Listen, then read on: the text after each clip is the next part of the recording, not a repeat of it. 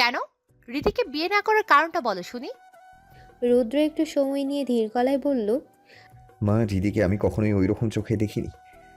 আশা যেমন আমার বোনের মতো, হৃদিও আমার কাছে তেমন বোনের মতোই। আয়রা বেগম প্রতি উত্তরে বললেন, ঠিক আছে, আজ থেকে হৃদির দিকে তুমি বরং বউয়ের নজরে তাকাবে। আর হ্যাঁ, হৃদি তোমার মায়ের পেটের আপন বোন নয়, ও তোমার চাচাতো বোন। আমাদের ইসলামের শরিয়াতে চাচাতো ভাই বোনের মাঝে বিয়েকে বৈধতা দেওয়া হয়েছে। আশা করি এরপর আর কোনো অসুবিধা নেই তোমার। অবশ্যই অসুবিধা আছে। আমি হৃদিকে বিয়ে করতে পারবো না, মা।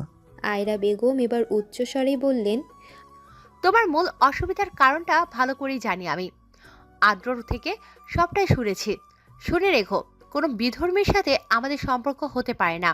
আর হ্যাঁ, শুনেছি মা বাবার ঋণ নাকি কোনো সন্তানের পক্ষেই পরিশোধ করতে পারে না।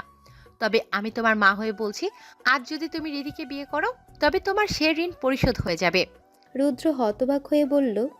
মা, আয়রা বেগম আবারও কিছু বলতে যাচ্ছিলেন, কিন্তু তার আগে মনসুর সাহেব বলে উঠলেন, রুদ্র, ছোটবেলা থেকে আজ পর্যন্ত আমি বা তোমার মা কিছুই চাইনি তোমার কাছে, বরং তুমি যা চেয়েছো এসেছো তাই দিয়ে এসেছি আমরা। আজ আমাদের পালা। তোমাকে আজও আমরা জোর করতাম না, যদি বাবা আমাদের তার শেষ ইচ্ছাটা আমাদের না বলতো। তোমার দাদুর জন্য হলেও আজ তোমাকে বিয়েটা করতেই হবে। মনসুর সাহেব কথা থামালে আশরাফ সাহেব বলে উঠলেন, দাদা, তুমি রুদ্রের উপরে কোনো কথা চাপিয়ে দিও না। দেখো, বিয়েটা তো আর ছেলে খেলা নয় যে আজও তোমার কথা মতো করলো, কিন্তু দুদিন না যেতেই আবার ভেঙে দিল। বিয়ে মানে সারা জীবনের ব্যাপার। বিয়ের মতো এত গুরুত্বপূর্ণ সিদ্ধান্ত তোমরা এত তাড়াহুড়া করে নিও না। তাছাড়া আমার মেয়ের যে অবস্থা।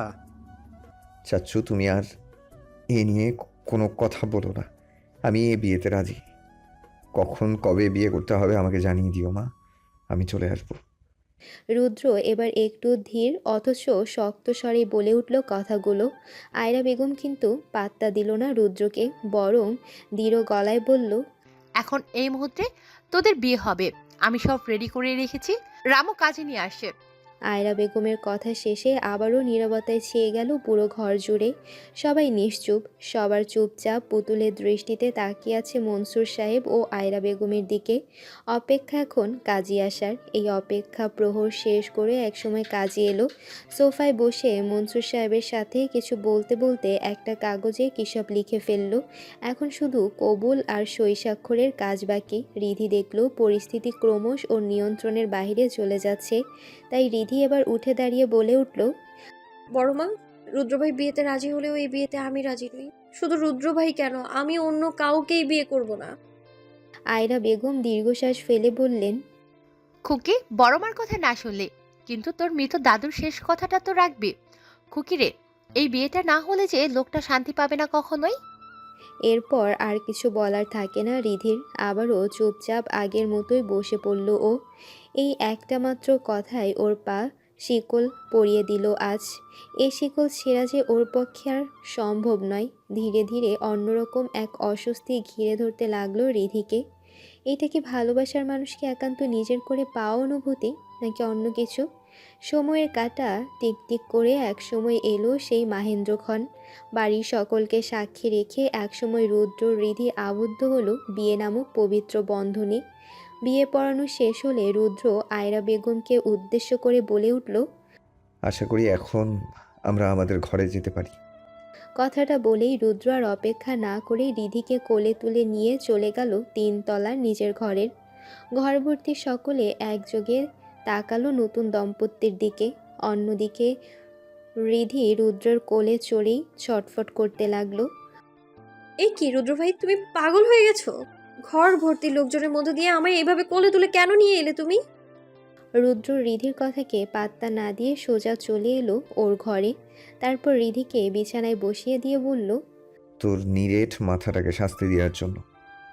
ওখানে বসে বসে ওইসব আজগুবি চিন্তা ভাবনা করে মাথা ব্যথা করার কোনো প্রয়োজন নেই। তাই বলে এইভাবে নিয়ে আসবে? বাকিটা কি ভাববে বলো তো? রুদ্র দায়সারাভাবে বলে উঠল, যে যা ভাবলো ভাবুক, তাতে আমার কি? ওদের ভাবনা ওরা ভাববে। শোন, তুই আজ থেকে আমার ঘরেই থাকবি। রুদ্রভাই, তোমায় এ নিয়ে এত চিন্তা করতে হবে না। আমি আমার ঘরেই থাকবো। আর শোনো, বিয়ে নিয়ে তোমাকে এত চিন্তা করতে হবে না। বাড়ির পরিস্থিতি স্বাভাবিক হোক, আমি নিজেই তোমাকে এই বন্ধন থেকে মুক্ত করে দিব। আপাতত কিছুদিন এই মিথ্যে বিয়েটাকে সহ্য করো। রুদ্র এক পা দুপা করে এগিয়ে এলো রিধির সামনে।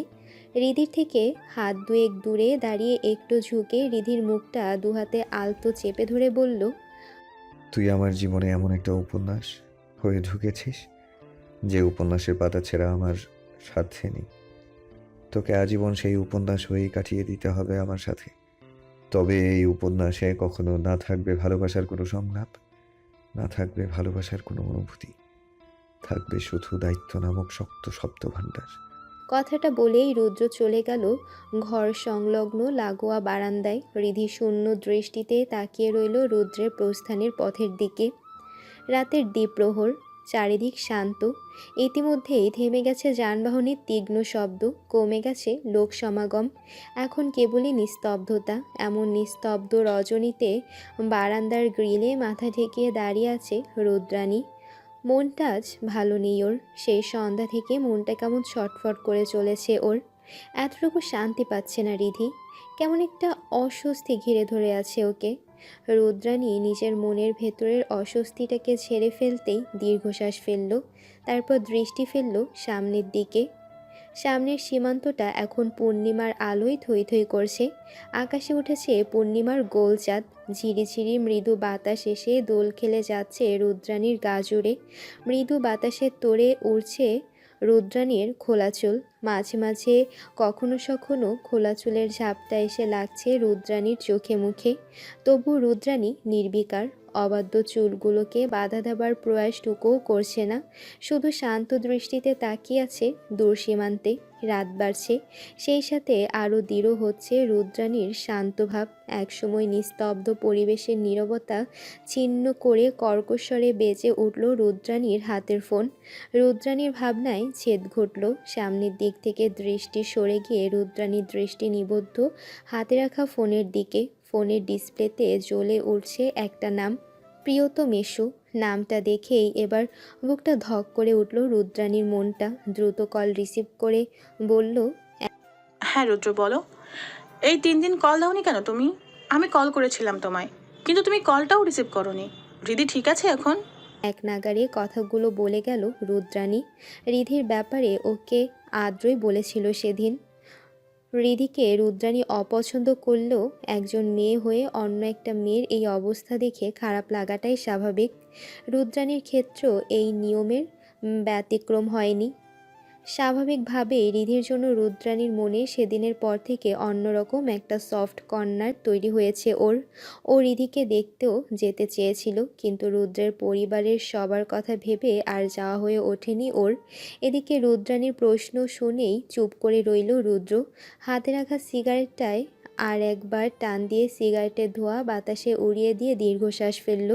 সিগারেটের আগে কখনোই খায়নি ও, কিন্তু আজ নিজের হৃদয়ের ক্ষতটাকে কমানোর জন্যই রুদ্র সিগারেট খাচ্ছে। গত 1 ঘন্টায় 1 প্যাকেট সিগারেট শেষ করে ফেলেছে রুদ্র।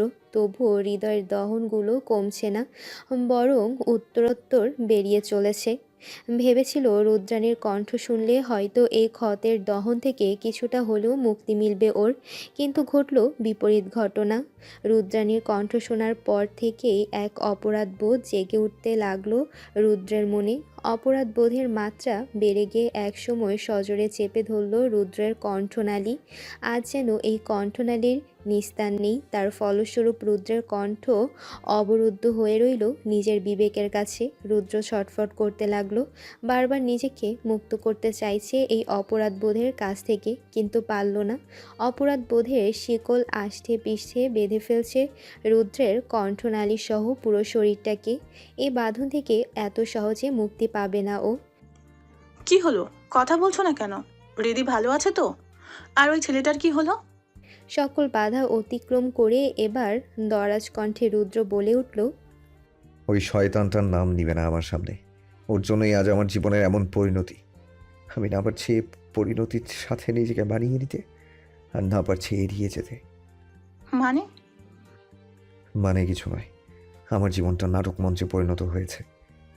যে যখন যেভাবে পারে মঞ্চে এসে অভিনয় করে যাচ্ছে, আর আমি শুধু তাকিয়ে তাকিয়ে তাদের অভিনয় দক্ষতা দেখে চলছি।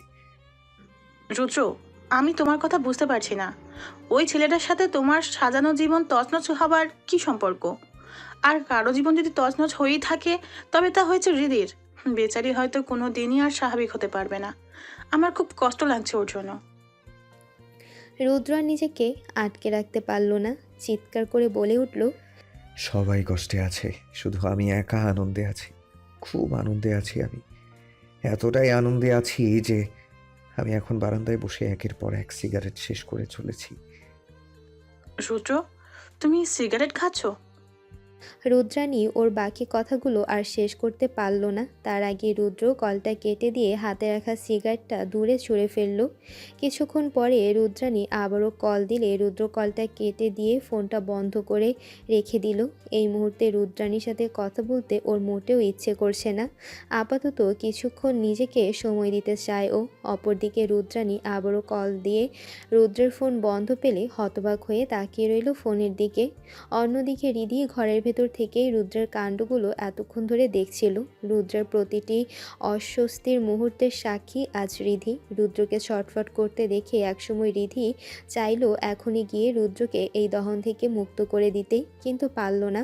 হয়তো মুক্তির পথটা রিধির নিজেরও জানা নেই, আবার হয়তো ওর মনে অবচেতন এখনও কোনো সুপ্ত বাসনা হয়তো চাইছে রুদ্রকে আষ্ঠে পৃষ্ঠে জড়িয়ে ফেলতে চাইলে কি কোনো মানুষকে জড়িয়ে ফেলা যায় না। মানুষ চিরকালই মুক্তভাবে বেঁচে থাকতে চায়, দায়িত্ব মায়া এসবের বন্ধনে আবদ্ধ থাকতে চায় না। যারা চায় তারা নিতান্তই বোকা প্রেমিকরা মনের সবটা জুড়ে শত দায়িত্বের শৃঙ্খলে বেঁধে প্রিয় মানুষটাকে আটকিয়ে রাখে। রিধির রুদ্রভাই অমন বোকা প্রেমিক নয়। ওর রুদ্রভাই এক চঞ্চল অতিথি পাখির মতো, যে কখনো এক জায়গায় স্থির থাকে না, মানে না কোনো অমুক টান। সে একাই মুক্ত বিহঙ্গের মতো উড়ে চলে। রিধি সোফায় গা এলিয়ে শুয়ে পড়ে। রুদ্র বিছানায় স্পর্শ করার চেষ্টাও করে না। কেন করবে সে স্পর্শ? এই ঘরটা কি ওর ঘর? এই ঘরের প্রতিটা জিনিসে কি রুদ্র ভাইয়ের মতোই ওরও অধিকার আছে? নেই। থাকলে কি আর কিছুক্ষণ আগের কাগজে কলমে হয়ে যাওয়া বরটা এত রাতে তার প্রাক্তনকে কল করে নিজের প্রশান্তি খোঁজার জন্য? রিধি জানে রুদ্রের মন জুড়ে শুধুই রুদ্রাণীর বাস। সেখানে রিধির কোনো অস্তিত্ব নেই, আর না কোনো কালে রিধির অস্তিত্ব তৈরি হবে। রিধি আজীবন রুদ্র নামক দহনে জ্বলে পুড়ে যাবে, কিন্তু এ দহনের নিরাময় হবে না। একসময় রাত গড়িয়ে শেষ প্রহর এলো। বারান্দার নীলচে আলো নিভিয়ে দিয়ে রুদ্র ঘরে এলো। রুদ্রের উপস্থিতি বুঝতে পারল রিধি, তাই সাথে সাথে চোখ বুজে পড়ে রইল সোফায়। চোখ খোলা রাখলেও রুদ্র বুঝতে পারত না, কারণ ঘরের বাতি নিভানোতে পুরো ঘরটা অন্ধকার হয়ে রয়েছে। এতক্ষণ যদিও বা বাহিরের বারান্দা থেকে একটা নীলচে আভা ঘরের ভেতরে আসছিল, সেই বাতিটাও বন্ধ হবার দরুন পুরো ঘরটায় নিকষ কালো অন্ধকার হয়ে রয়েছে। এ এক নিচ্ছিন্ন অন্ধকার। রুদ্র ঘরে ঢুকে বাতি জ্বালালো, সাথে সাথে অন্ধকার সরে গিয়ে হালকা কমলা আভায় ভরে গেল ঘরটা। রিধি তখনও চোখ বুজে, যেন গভীর ঘুমে মগ্ন ও। রুদ্রের সামনে নিজেকে ব্যর্থ অর্ধাঙ্গিনী হিসেবে উপস্থাপন করতে চায় না রিধি। ব্যর্থ অর্ধাঙ্গিনী, হ্যাঁ হ্যাঁ, ব্যর্থ অর্ধাঙ্গিনী। যে মেয়ে বিয়ের পরও নিজের স্বামীর মনে জায়গা করে নিতে পারে না, সে ব্যর্থ ছাড়া আর কি না। এভাবে 3টে জীবন নষ্ট করে লাভ নেই। যত দ্রুত সম্ভব রিধিকে এ বন্ধনের শিকল ছিঁড়ে ফেলতেই হবে। এসব কথাই ভাবছিল রিধি, কিন্তু ওর ভাবনার মাঝেই হঠাৎ রিধির নিজেকে হালকা বলে মনে হলো ও যেন হাওয়ায় ভাসছে। নিজেকে শক্ত হাতের বন্ধনে আবদ্ধ পেয়ে অবাক হয়ে গেল রিধি। পর মুহূর্তে হাতের মালিকের পরিচয় বুঝতে পেরেও চুপ করে চোখ বুঝেই রইল শক্ত হাতের বন্ধনে। রুদ্রের এমন কাণ্ডে দুশ্চিন্তায় বারান্দা জুড়ে পায়চারি করে যাচ্ছে রুদ্রাণী। সন্ধ্যা থেকে যে অস্বস্তির বীজ ওর মনের কোণে উকি দিয়ে যাচ্ছিল, রাতের এই দ্বীপ্রহরে রুদ্রের অমন কাণ্ডের পর তা যেন এখন আরও পরিপক্তভাবে স্থায়ী রূপ নিয়ে বসেছে রুদ্রাণীর মন জুড়ে। কেমন যেন দম বন্ধকর অবস্থা হয়েছে রুদ্রাণীর। দাঁড়িয়ে বসে শুয়ে কোথাও এতটুকু স্বস্তি মিলছে না ওর। বারবার ওর মন ছুটে যেতে চাইছে রুদ্রের কাছে, যেখানে এখন যাওয়া ওর পক্ষে একেবারেই অসম্ভব। রুদ্রাণীর এই অস্থিরতা কাটাতে বুঝি ওর বারান্দায় এসে হাজির হলো আদ্র। ছোট বোনকে এত রাত অবধি জেগে থাকতে দেখে আদ্র অবাক হলো। আদ্রর অবাকের মাত্রা আরও কয়েক ধাপ বেড়ে গেল রুদ্রাণীকে ছটফট করতে দেখে। আদ্র এবার এগিয়ে গিয়ে রুদ্রাণীর হাত ধরে রুদ্রাণীর পায়চারি থামিয়ে দিল। তারপর রুদ্রাণীকে উদ্দেশ্য করে বলে উঠল। রাত দুপুরে কি এত ভাবছিস বলতো? রুদ্রাণী পায়চারি থামিয়ে দিল, মুখ তুলে তাকালো আদ্রর দিকে, তারপর দীর্ঘশ্বাস ফেলে বলল, দেখ না দাদা, তোর বন্ধু কিছুক্ষণ আগে ফোন দিয়ে আমার সাথে কেমন উদ্ভট আচরণ করলো। আমার কি কষ্ট লাগে না বল? এমনিতেই গত 3-4 দিন ধরে আমার সাথে সে কথা বলে না। জানি রীতির সাথে একটা অঘটন ঘটে গেছে, তার মানে এই নয় যে ও আমার সাথে এমন করবে, বল। আদ্র এগিয়ে এলো রুদ্রাণীর দিকে, তারপর রুদ্রাণীকে নিয়ে গ্রিলের পাশে দাঁড়িয়ে বলতে লাগলো, আচ্ছা রুদু, তুই কখনো চাঁদ আর সূর্যকে কখনো একসাথে দেখেছিস? রুদ্রাণী আদ্রর হাতের বাজুতে আলতো করে একটা চর বসিয়ে বলল, যা, এ আবার হয় কখনো? চাঁদ আর সূর্যকে কখনোই একসাথে দেখতে পাওয়া যায় না, আর না কোনো কালে একসাথে দেখতে পাওয়া যাবে। ঠিকই বলেছিস, চাঁদ আর সূর্যকে কখনই হয়তো পাশাপাশি দেখা যায় না, তবুও দুজন দুজনের পরিপূরক। সূর্যের আলো ছাড়া চাঁদ অচল। রুদ্রাণী এবার অধৈর্য গলায় বলে উঠল, তুই কি বলতে চাইছিস বলতো দাদা? এত হেয়ালি কিন্তু আমার ভালো লাগছে না। আমি বলতে চাইছি তুই আর রুদ্র ঠিক ওই চাঁদ আর সূর্যের মতো, তোদের কখনই এক হওয়াটা সম্ভব নয়। এর পেছনে কারণটা বোধ হয় আমাকে আর খোলসা করে বোঝাতে হবে না তোকে। কেন দাদা? রুদ্র আর আমি তো এক হব, এইটা তো জলের মতো স্বচ্ছ রে। রুদ্র নিজে আমাকে কথা দিয়েছে। আর রইল ধর্মের কথা, রুদ্র বলেছে তো যে আমাকে কখনো এ নিয়ে চাপ দিবে না। আমাদের বিয়ের পরও আমি আমার ধর্ম পালন করতে পারবো। রদু, বিয়ে কি শুধু দুটো মানুষের মধ্যে হয় বলতো? না, বিয়ে শুধু দুটো মানুষের হয় না, হয় দুটো পরিবারের মধ্যে। আর আমাদের দুই পরিবারের মধ্যে বিস্তর ফারাক। রুদ্র হয়তো বিয়ের পর তোকে ধর্ম নিয়ে কিছু বলবে না, কিন্তু ওর বাড়ির লোক, তারা কি তোর এই অনাচার সহ্য করবে বল? তুই একটা মুসলিম বাড়ি থেকে রাত দিন পুজো করবি, এ কি ওরা মানবে? তুই ওদের কথা বাদ দিয়ে আমাদের বাবা মাদের কথা ভেবে দেখ। আজ আমাদের বাড়ি এসে জায়নামাজ বিছিয়ে রুদ্র যদি 5 ওয়াক্ত নামাজ পড়ে, তাহলে আমার পরিবার কি সেটা মানতে পারবে? পারবে না। কারণ ধর্ম এমন এক জিনিস, এইটা নিয়ে কেউ বাড়াবাড়ি মানে না। সকলের কাছে সকলের ধর্ম অনেক শ্রদ্ধা আর সম্মানের। এক নিঃশ্বাসে কথাগুলো বলে থামলো আদ্র। এরপর ক্ষণকাল নীরবতা, তারপর আবারও শুনতে পাওয়া গেল রুদ্রাণীর গলার স্বর, কিন্তু দাদা। আর কোনো কিন্তু নয় রুদু, যা হবার নয় তা নিয়ে মিশে আলোয়ার মধ্যে বেশি কি লাভ? এখনো সময় আছে, বেরিয়ে আয় সে বন্ধন থেকে। তোর দাদা হয়ে তোর খারাপ চাইব না, এতটুকু অন্তত বিশ্বাস আছে তোর। আশা করি আমার কথাগুলো বুঝতে পেরেছিস। না বুঝলে আমি যাওয়ার পর ঠান্ডা মাথায় চিন্তা করিস। আশা করি আমার কথাগুলো তোর মাথায় ঢুকেছে। কথাগুলো বলেই চলেই যাচ্ছিল আদ্র। কিছু মনে পড়তে আদ্র আবারও রুদ্রাণীর দিকে তাকিয়ে বলল, আজ থেকে রুদ্রকে আর ফোন দিস না রুদু, ওর নতুন জীবন শুরু হয়েছে। আমি চাইব না আমার বোনের জন্য আমার আরেকটা ছোট বোনের সংসারটা ভেঙে যাক। তুই যতদিন রুদ্র মনে থাকবি, ও বেচারি ততদিন রুদ্র মনে জায়গা পাবে না। কিন্তু আমি চাই হতভাগী মেয়েটা রুদ্র মনের জায়গা পাক, নিজের বিবর্ণ জীবনটাকে আবারও রাঙিয়ে তুলুক। নতুন জীবন শুরু করেছে কথাটা শুনে অবাক হয়ে গেল রুদ্রাণী। পাগলের মতো ছুটে এসে দাঁড়ালো আদ্রর সামনে, তারপর কাঁপা কাঁপা গলায় বলে উঠল, নতুন জীবন মানে কি বোঝাতে চাইছিস তুই দাদা? মানছি রুদ্র আমার সাথে কয়েকদিন যোগাযোগ রাখতে পারেনি, তার মানে এই না যে ও আমাকে ধোকা দিয়ে অন্য কাউকে বিয়ে করে ফেলবে। আমার রুদ্র এমন নয় দাদা। আমি তোর মনের অবস্থা বুঝতে পারছি রুদু, কিন্তু পরিস্থিতি এখন আর আমাদের কারো হাতে নেই। আমি রুদ্রকে কোনো দোষ দিচ্ছি না, আর না দিচ্ছি তোকে। তোদের নিউটিতেই হয়তো তোদের জোর লেখা নেই, তাই তো রুদ্রর নাম লেখা হয়ে গেছে অন্য কারো স্মৃতিতে। কথাগুলো বলে আদ্র রুদ্রাণীকে সান্ত্বনা দিচ্ছিল। রুদ্রাণী তখনও পাগলের মতো কেঁদেই চলেছে। অন্যদিকে রুদ্র রিধিকে কোলে তুলে বিছানার পাশে এসে দাঁড়ালো। খোলা জানালা গলে বাহির থেকে ভেতরে ঢুকছে মৃদু আলোর রেখা। বাইরে থেকে আসা মৃদু আলোয় ঘরটা ভেতরটা খানিকটা আলোকিত হয়েছে বটে, কিন্তু অন্ধকার তখনও সবটা কাটেনি। রুদ্র রিধিকে বিছানার একপাশে শুয়ে দিয়ে অপর পাশের ফাঁকা জায়গাটায় নিজেকে শুয়ে পড়ল। নিজের পাশে রুদ্রের শরীরের উষ্ণতার আভাস পেয়ে রিধি আর চোখ বুজে পড়ে থাকতে পারল না। তড়াক করে উঠে বসলো বিছানার উপর। রিধিকে এভাবে উঠে বসতে দেখে রুদ্র নিজেও উঠে বসলো রিধির মতো করে। রুদ্র রিধিকে কিছু জিজ্ঞেস করতে যাবে, কিন্তু তার আগে রিধি বলে উঠল, তুমি এখানে শোবে নাকি রুদ্র ভাই? রুদ্র ভ্রু কুঁচকে বলল, হ্যাঁ। না না, তুমি এখানে শুতে পারবে না। এক কাজ করো, তুমি না হয় ওই সোফায়। রিধিকে থামিয়ে দিয়ে রুদ্র বলে উঠল, দেখ রিদি, এখন আমাকে এইটা বলিস না যে আমার এত বড় বিছানাটা তোর একার লাগবে। না না রুদ্র ভাই, আমি তা বলিনি। আমি বলতে চাইছি, আমি আর তুমি এভাবে এক বিছানায় থাকতে পারি না। কেন? আমার গায়ে কি খোঁজ পাচড়া আছে, না ঘা হয়েছে যে তুই আমার সঙ্গে এক বিছানাতে থাকতে পারবি না?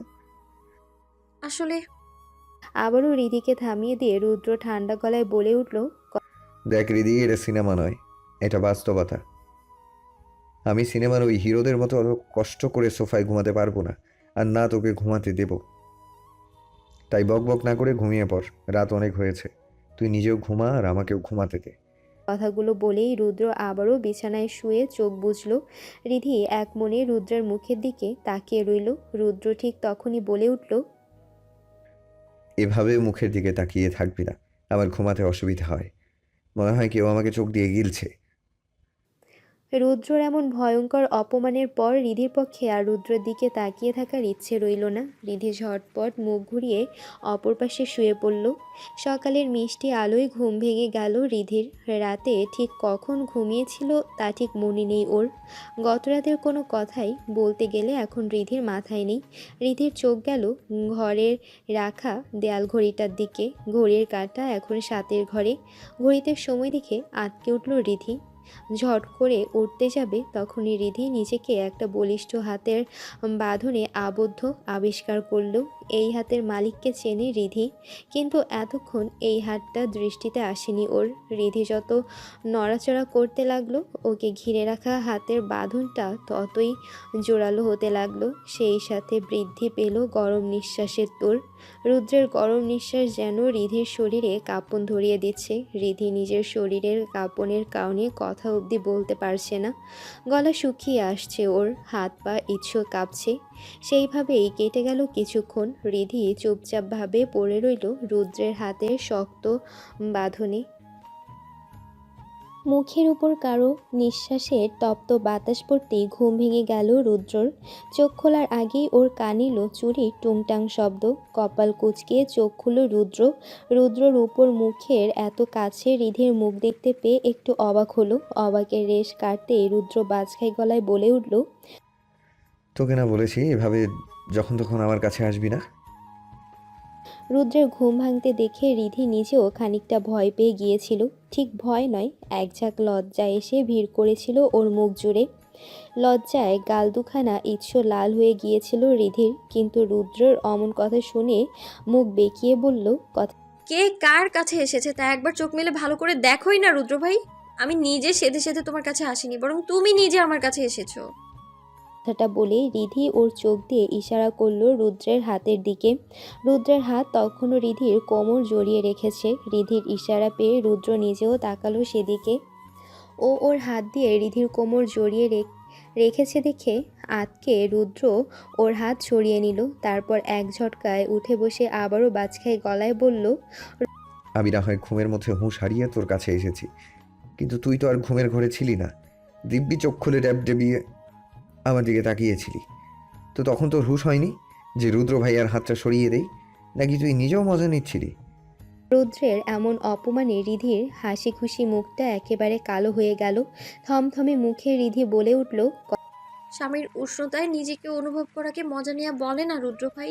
একে ভালোবাসার অনুভূতি বলে, যা তুমি বুঝবে না। আমি কিছু বুঝতে চাচ্ছিও না রিদি। আমি তো তোকে গত রাতে বলেছিলাম যে আমাকে একটু সময় দিতে হবে তোর। এই মুহূর্তে আমাদের বিয়েটা মেনে নেওয়া আমার পক্ষে সম্ভব নয়।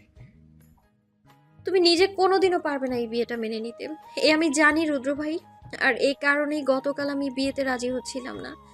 তুমি নিজে যখন জেদের বসে রাজি হলে বিয়েতে, শুধু তুমি কেন, পৃথিবীর কোনো পুরুষই আমায় মেনে নিবে না, এও জানি আমি। ভয় নেই, আমি তোমাকে মেনে নেওয়ার জন্য চাপও দেব না। আর তাছাড়া আমি তো তোমাকে বলেছি যে আমাদের এই মিথ্যে বিয়েটা তোমার বেশি দিন বয়ে বেড়াতে হবে না, খুব তাড়াতাড়ি তুমি মুক্তি পাবে এই বন্ধন থেকে। কথাগুলো বলেই রুদ্র কাপড় নিয়ে রিধি চলে গেল ফ্রেশ হতে। রুদ্র কিং কর্তব্য বিমূঢ় হয়ে বিছানার ওপরে বসে রইল। সত্যিকার অর্থে রুদ্র নিজেও কিছুতেই চায়নি রিধির সাথে এমন রুড ব্যবহার করতে, কিন্তু ঘুম ভেঙে রিধিকে নিজের এত কাছে দেখে নিজের রাগটাকে আর সামাল দিতে পারেনি ও। রিধির এত কাছে নিজেকে দেখে রুদ্রের কেবল মনে হচ্ছিল ও রুদ্রাণীকে ঠকাচ্ছে। এ স্থানে রিধির হবার কথা ছিল না, এ ঘর রুদ্র, এসবের উপর শুধুই রুদ্রাণীর অধিকার, সেখানে আর কারো অধিকার থাকতে পারে না। এই একটা বাক্যই কুরে কুরে খাচ্ছিল রুদ্রকে। তার ফলস্বরূপ রিধির জন্য রুদ্রের মুখ দিয়ে বেরিয়ে এসেছে এমন তিক্ত শব্দমালা। রিধি চলে যেতে রুদ্র নিজের ভুল বুঝতে পারল, অপেক্ষা করল রিধির ফিরে আসার জন্য। ভুল যেহেতু রুদ্র নিজে করেছে সেহেতু রুদ্র নিজেই তা শুধরে নেবে। অন্যদিকে সকালের সোনালি আলোর ছটায় ঘুম ভাঙল রুদ্রাণীর। চোখ মেলে রুদ্রাণী নিজেকে আবিষ্কার করলো ঘর লাগোয়া বারান্দায়। রাতে আর্দ্র চলে যাবার পর রুদ্রাণী বারান্দায় বসে কাটিয়ে দিয়েছিল পুরো রাত। সারা রাত প্রায় জেগেই ছিল ও, কিন্তু শেষ প্রহরে একটু তন্দ্রায় এঁটে গিয়েছিল ওর চোখ দুখানা। তাই বারান্দার মেঝেতে গুটিসুটি হয়ে ঘুমিয়ে পড়ল রুদ্রাণী। সূর্যের আলো গায়ে পড়লে চোখ কচলে উঠে দাঁড়ালো রুদ্রাণী। তারপর চলে এলো নিজের ঘরে। আয়নায় নিজেকে দেখলো ও। এলোমেলো চুল, লেপ্টে যাওয়া কাজল, ফোলা চোখ দেখে নিজে নিজেই হেসে উঠল। ব্যথাতুর সে হাসির অর্থ। রুদ্রাণী ধীরে ধীরে সরে এলো আয়নার সামনে থেকে। চোখ গেল বিছানার উপরে অযত্নে পড়ে থাকা ফোনটার উপর। এগিয়ে গেল সেদিকে, বিছানার উপর থেকে তুলে নিল ফোনটা। ফোনের লক খুলে হাত চালিয়ে কিবোর্ডে লিখে চলল, দিন ফুরালো, সময় ফুরালো, শেষ হলো এ বেলা। শখের যত্নে পুষেছিলাম পাখি, উড়ে গেল ফেলে খাঁচা। লেখা শেষে পাঠিয়ে দিল প্রিয়তমেশুর ডাক বক্সে। কাজ শেষে ফোনটা আবারও অযত্নে ফেলে রাখলো বিছানার উপর।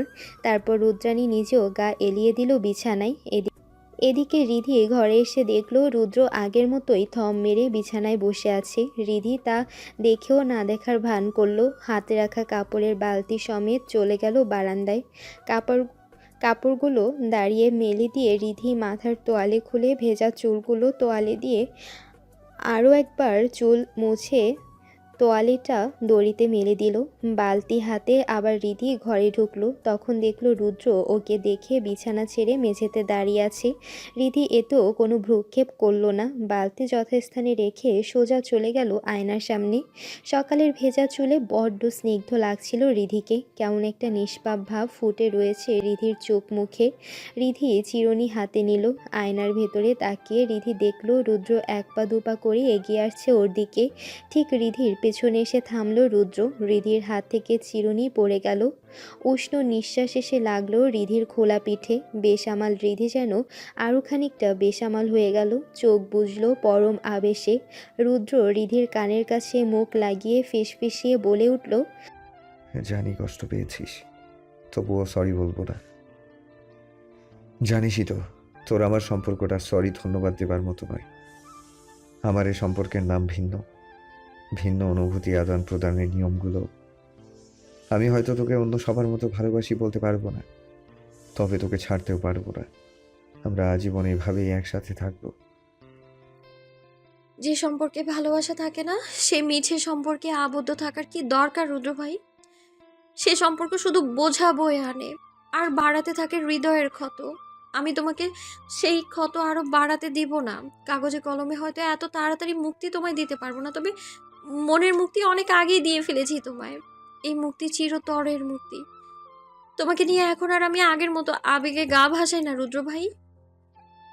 আমার জন্য এইসব রঙিন ভালোবাসা অনুভূতি সবটা বর্ণহীন। আমার ক্যানভাস জুড়ে এখন শুধু বর্ণহীন ছবির আনাগোনা। এখানে রঙিন ছবি নিষিদ্ধ, একেবারেই নিষিদ্ধ। কথাগুলো বলেই রিধি ছুটে চলে যায় ঘরের বাহিরে। রুদ্র নিজের চুলের মুঠি ধরে মেঝেতে বসে পড়ে। একটা রাতের অসতর্কতায় আজ শেষ হচ্ছে তিনটে জীবন। এসবের দায়ভার রুদ্রের একার, নিতান্তই একার। কথাটা মনে হতে রুদ্রের মনের ভেতর এক অদম্য রাগ জন্ম নিল। রাগ সামলাতে না পেরে রুদ্র নিজের হাত দিয়ে দেয়ালে আঘাত করলো বেশ কয়েকবার। এর মধ্যে মৃদু শব্দ করে কেঁপে উঠল ফোনটা। রুদ্র এগিয়ে এলো ফোনের দিকে। ফোনের লক খুলে চোখ পড়ল প্রিয়তমার নামটা। রুদ্রের বুকের মধ্যে ধক করে উঠল। দ্রুত চলে গেল সদ্য আসা মেসেজটাতে। স্থির হয়ে পড়ল রুদ্র। বুঝতে পারল ওর মনের দেয়ালে আবারও ঝড় উঠছে।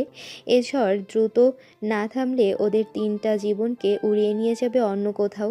বিন্দু মাত্র সময় নষ্ট করলো না রুদ্র। দ্রুত ফ্রেশ হয়ে লাগালো চেনা গন্তব্যের পথে। ঘর থেকে বেরিয়ে রিধি চলে এলো একতলায়। বাড়ির ড্রয়িং রুমের সোফাতে আয়রা বেগমকে বসে থাকতে দেখলো রিধি। চোখ মুছে রিধি এগিয়ে গেল সেদিকে। রিধিকে কাছে পেয়ে আয়রা বেগম একগাল হেসে বুকে জড়িয়ে নিল ওকে। বড়মার আদরে রিধি কষ্টগুলো সবে উধাও হতে শুরু করেছে। ঠিক তখনই রুদ্রকে হন্তদন্ত হয়ে বেরিয়ে যেতে দেখল রিধি। আয়রা বেগম কয়েকবার ডাকলেন রুদ্রকে, কিন্তু রুদ্রের কান অবধি সে ডাক পৌঁছালো কি না জানা গেল না। আয়রা বেগম একটু মন খারাপ করে রিধিকে প্রশ্ন করলেন, হ্যাঁ রে, তোদের দুটোতে কি আবার কিছু হয়েছে গত রাতে? হওয়ার আর কি বাকি রেখেছো বড়মা? রুদ্র ভাইয়ের অমতে তুমি হিদির সাথে রুদ্র ভাইয়ের বিয়ে দিলে, এরপর আর কি হওয়ার বাকি আছে? আচমকা আসার কথা শুনে চমকে উঠল রিধি। আসার কথা প্রায় ভুলেই বসেছিল রিধি, কিন্তু আয়রা বেগম ভ্রু কুঁচকে তাকালেন আশার দিকে। আশাকে ভাবলেশহীনভাবে দাঁড়িয়ে থাকতে দেখে আয়রা বেগম বলে উঠলেন, আমার ছেলের সাথে কার বিয়ে দেব না দেব এ নিয়ে তোমার এত মাথা ব্যথা কেন আশা? আমি জানি আমার ছেলের জন্য কে ভালো হবে। এ কথা বলে কি তুমি নিজেকে সান্ত্বনা দিচ্ছ বড়মা? তুমি নিজেও জানো হিদির মতো অপবিত্র মেয়ে আর যাই হোক কোনো ছেলের জন্য ভালো সহধর্মিণী হতে পারে না। আশা, তোমার মুখে যদি আর একবার আমার রিধিমার নামে খারাপ কথা বলতে শুনি, তবে আমি ভুলে যাব তুমি আমার দেবরের মেয়ে। আশার উদ্দেশ্যে ধমকে কথাগুলো বলে উঠলেন আয়রা বেগম।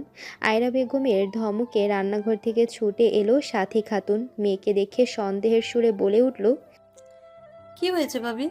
আশা কিছু করেছে? আয়রা বেগম রিধির মাথায় হাত বুলিয়ে দিতে দিতে বলে উঠলেন, মেজো, তোর মেয়েকে বলে দিবি ভবিষ্যতে যেন ওর মুখ দিয়ে আর কখনোই রিধির নামে খারাপ শব্দ বের না হয়। তা না হলে আমার থেকে খারাপ কেউ হবে না। ঠিক আছে ভাবি, আমি বুঝিয়ে দেবো ওকে। বলেই সাথী বেগম মেয়ের হাত ধরে টানতে টানতে দোতলায় নিজের ঘরে নিয়ে গেলেন। আহ মা, কি করছো? হাতটা ছাড়ো, লাগছে তো।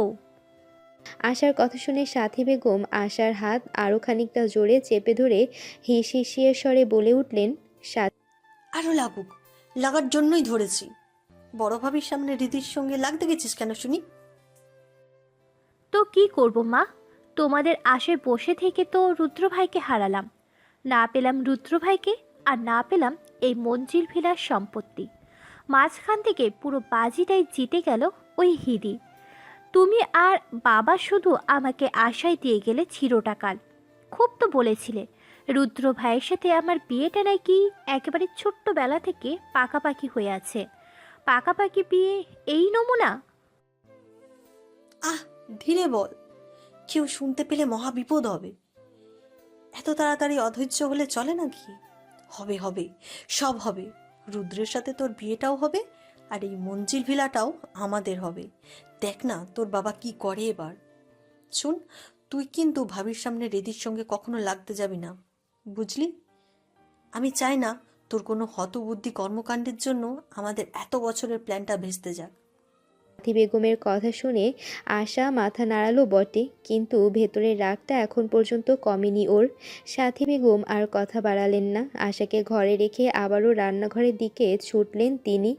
এদিকে আদ্রের বাগানের পাশের দোলনাতে বসে আছে রুদ্র। সময় দুপুর গড়িয়ে বিকেল। রোদের কড়া ভাবটা চলে গেছে ইতিমধ্যেই। সূর্য এখন মিয়মান স্নিগ্ধ বিকেলে ফুরফুরে হাওয়া বইছে। আদ্রদের বাড়ির আসার পর থেকে কেটে গেছে 8 ঘন্টা সময়। গত 8 ঘন্টায় রুদ্রর এত অনুরোধের পরও না বাড়ির বাহিরে এসেছে রুদ্রাণী, আর না ফিরে গেছে রুদ্র। রুদ্র সারাটা দিন কাঠফাটা রোদে ঠাই দাঁড়িয়েছিল রুদ্রাণীদের বাড়ির সামনের বাগানটায়। এতে অবশ্য রুদ্রাণীর অভিমান ভাঙেনি। অভিমান নাকি অভিযোগ? আদ্র অবশ্য দিনের মধ্যে কয়েকবার এসেছিল রুদ্রকে ভিতরে নিয়ে যাবার জন্য, কিন্তু রুদ্র যায়নি। যাবে কেন? যা কার জন্য যাবে? রুদ্রাণী তো ওকে বোঝেনি। আজ ওর জায়গায় যদি রুদ্রাণী থাকতো, তবে কি আজও এত অভিমান করে থাকতে পারতো? পারতো না। গত রাতের পর আজ সারাদিন পেটে একটা দানা পানিও পড়েনি রুদ্রের। ক্ষুধার ভাবটাও কেটে গেছে অনেক আগে, তবে মাঝে মাঝে হালকা মাথা ঘুরছে ওর, কিন্তু সেগুলো খুব একটা আমলে নিল না রুদ্র। একগুঁয়েভাবে বসে রইল বাগানের দোলনাটা। জানালা দিয়ে এক মনেই রুদ্রর দিকে তাকিয়ে আছে রুদ্রাণী। রুদ্রের শুকিয়ে যাওয়া মুখটা দেখে বড্ড খারাপ লাগছে ওর। বারবার রুদ্রাণীর ছুটে যেতে ইচ্ছে করছে রুদ্রের কাছে। রুদ্রের বুকে নিশ্চিন্তে চোখ বুজে রুদ্রকে শান্ত করে শক্ত করে জড়িয়ে রাখতে ইচ্ছে করছে ওর। কয়েকবার তো ছুটে বেরিয়েও যেতে নিয়েছিল, কিন্তু মাঝপথে রিধির মুখটা ভেসে উঠতেই আপনা আপনিই পা থেমে গিয়েছিল ওর। রুদ্রের উপর থেকে যেসব অধিকার এক রাতের মধ্যেই মুছে গেছে, এটা বুঝতে পেরে আবারও নিজেকে আটকে রেখেছে ঘরের 4 দেয়ালের মধ্যে। রুদ্রের চিৎকার আর্তনাদ কানে এলে দুহাত দিয়ে কান বন্ধ করে রেখেছিল রুদ্রাণী। রুদ্রের সামনে আর নিজের দুর্বল অসহায় দেখাতে চায় না রুদ্রাণী। অনেক তো অন্য একজনের জন্য বাঁচা হলো, এবার না হয় নিজের জন্য বাঁচবেও। ভাগ্যিস বাসায় রুদ্রাণীর বাবা মা নেই আজ, নয়তো রুদ্রের এমন চিৎকার চেঁচামেচিতে কেলেঙ্কারি বেঁধে যেত। এভাবে আর কতক্ষণ নিজেকে 4 দেওয়ালের মধ্যে আটকে রাখবে রোদু? কারোর ভরাট কণ্ঠে কেটে গেল রুদ্রাণীর এলোমেলো ভাবনাগুলোর। চোখের কোণ দিয়ে গড়িয়ে পড়া জল মুছে রুদ্রাণী পেছনে ফিরল, দেখল দরজার সামনে দাঁড়িয়ে আছে আদ্র। রুদ্রাণী মুখে কিছু বলল না, ধীর পায়ে সরে এলো জানালার পাশ থেকে, বসলো বিছানার একপাশে। আদ্র দীর্ঘশ্বাস ফেলে এগিয়ে এলো বোনের দিকে, বোনের পাশে বসে বলতে লাগলো, আমি জানি রুদ্রকে এই মুহূর্তে নিজের সামনে দেখতে পেয়ে তোর কতটা খারাপ লাগছে, কিন্তু রুদু, এভাবে কতদিন তুই রুদ্র থেকে পালিয়ে বাঁচবি? আজ নয় কাল তোকে রুদ্রের সামনে দাঁড়াতেই হবে। আমার মনে হয় এভাবে ওর থেকে না পালিয়ে বেঁচে ওকে সামনাসামনি সব কিছু বলে দে। কি বলবো দা ভাই? বলবো যে আমি এখনো একজন বিবাহিত পুরুষকে ভালোবাসি? বলবো আমি এখনো বিবাহিত পুরুষকেই মনে করে কাঁদি? আমি তা বলিনি রুদু। রুদ্র ঠিক তোর মতোই কষ্ট পাচ্ছে, কিন্তু আমি চাই তুই রুদ্রকে বল তোকে ভুলে যেতে, রিদিকে মেনে নিয়ে সুখী সংসার করতে। এতটা নির্দয় হোস না দা ভাই। আমি রুদ্রকে কিছুতেই বলতে পারবো না অন্য একটা মেয়েকে মেনে নিতে। বলতে পারবো না অন্য কাউকে নিয়ে সুখের সংসার সাজানোর কথা বলতে। রুদ্রকে আমি অন্য কারো সাথেই দেখতে পারবো না দা ভাই, পারবো না আমি। আদ্র রুদ্রাণীর চোখের পানি মুছে দিল, তারপর রুদ্রাণীর হাত ধরে বলল, তোকে পারতে হবে রুদু, পারতেই হবে। মনে রাখবি, জন্ম মৃত্যু বিয়ে 3 বিধাতায় নিয়ে। জন্ম মৃত্যু বিয়ে কখনই নিজের ইচ্ছা হয় না, এটা উপর থেকে ঠিক করে থাকে। তোর স্মৃতিতে রুদ্র নাম লেখা ছিল না রে, তাই এত ভালোবাসার পরও তুই রুদ্রকে নিজে করে পাসনি।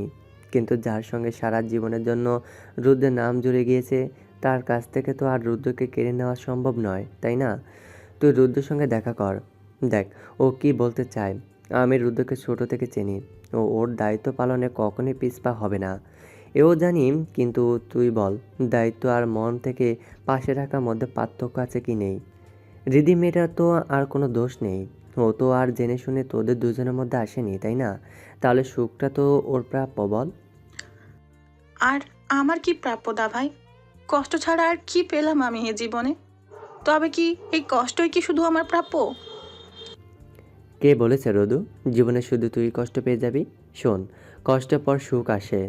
আমার মন বলছে তোর জীবনে এমন কেউ আসবে, সে শুধু তোর জীবনটা রঙিন ভালোবাসা মরে দেবে, যে তোকে বুঝবে, তোর হাতে হাত রেখে একসাথে কাটিয়ে দিবে জীবনের বাকি দিনগুলো, যার মধ্যে তুই নিজেকেও খুঁজে পাবি।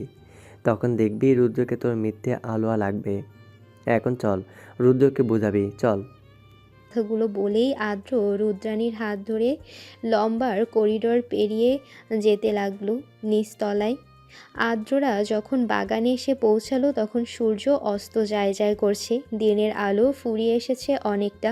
রুদ্র মাথা নিচু করে বসেছিল। রুদ্রাণীর উপস্থিতির আভাস পেয়ে মুখ তুলে তাকালো সামনের দিকে।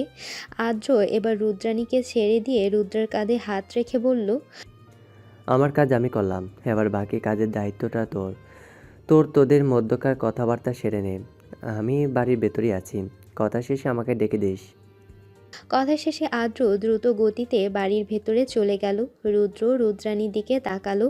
মাথার এলোমেলো চুল, চোখের কোণে লেপ্টে যাওয়া কাজল আর ফোলা চোখ দেখে অনেক না বলা কথা বুঝে নিল রুদ্র। দোলনায় বসে রুদ্রাণীকে বসার জন্য ইঙ্গিত দিল ও। রুদ্রাণী এসে বসলো পাশে। ঝিরিঝিরি হাওয়া এসে দোল দিতে লাগলো দোলনাটায়। রুদ্র এক দৃষ্টিতে তাকিয়ে রইল রুদ্রাণীর দিকে। আজ ওর কথাটা হারিয়ে গেছে। আজ শুধু চোখের দৃষ্টি মেলানোর দিন। ধরণীতে দিনের আলো ফুরিয়ে গিয়ে আঁধার নেমেছে অনেক আগেই। পাখিরা তাদের সারাদিনের শ্রান্তি ভুলে ফিরে গেছে তাদের ছোট্ট নীড়ে। মানুষের কর্মব্যস্ততা একটু বেড়েছে এই সাজের বেলায়। আদ্রদের বাগানের দিকটায় ভিড় করেছে একঝাঁক অন্ধকারের দল। বাহিরের সাজক বাতি জ্বালানো হয়নি আজ, তাই অনাগত অতিথিদের মতো বাগানে এসে ভিড় করেছে অন্ধকারের দল। বাগানের দোলনায় পাশাপাশি বসে আছে রুদ্র ও রুদ্রাণী, দুজনেই নিশ্চুপ। অনেক কথার ভিড় জমেছে দুজনের মনের কোণে, কিন্তু প্রকাশ করতে পারছে না দুজনের কেউই। যেন অদৃশ্য কোনো এক বাধা আটকে দিয়েছে তাদের শব্দ ভাণ্ডারকে। দক্ষিণা হাওয়ায় উড়ছে রুদ্রাণীর শাড়ির আঁচল। রুদ্র এক দৃষ্টিতে তাকিয়ে আছে রুদ্রাণীর মুখপানে। সময় চলছে তার আপন গতিতে। রুদ্রকে এভাবে তাকিয়ে থাকতে দেখে রুদ্রাণী প্রথমে মুখ খুলল, নীরবতার অবসান ঘটিয়ে বলল, কি বলতে এসেছো? তাড়াতাড়ি বলে ফেলো। কেন? আমার পাশে বসে থাকতে বুঝি তোমার ভালো লাগছে না রুদ্রাণী? আমার ভালো লাগা বা না লাগায় আদৌ কি কিছু হয়? তোমার কি মনে হয়? আমার মনে হওয়াতে কি হবে বলো? আমার মনে হওয়াতে যদি কিছু হতোই, তাহলে নিজের প্রিয় মানুষটার সাথে আজ অন্য মেয়েকে দেখতে হতো না আমাকে।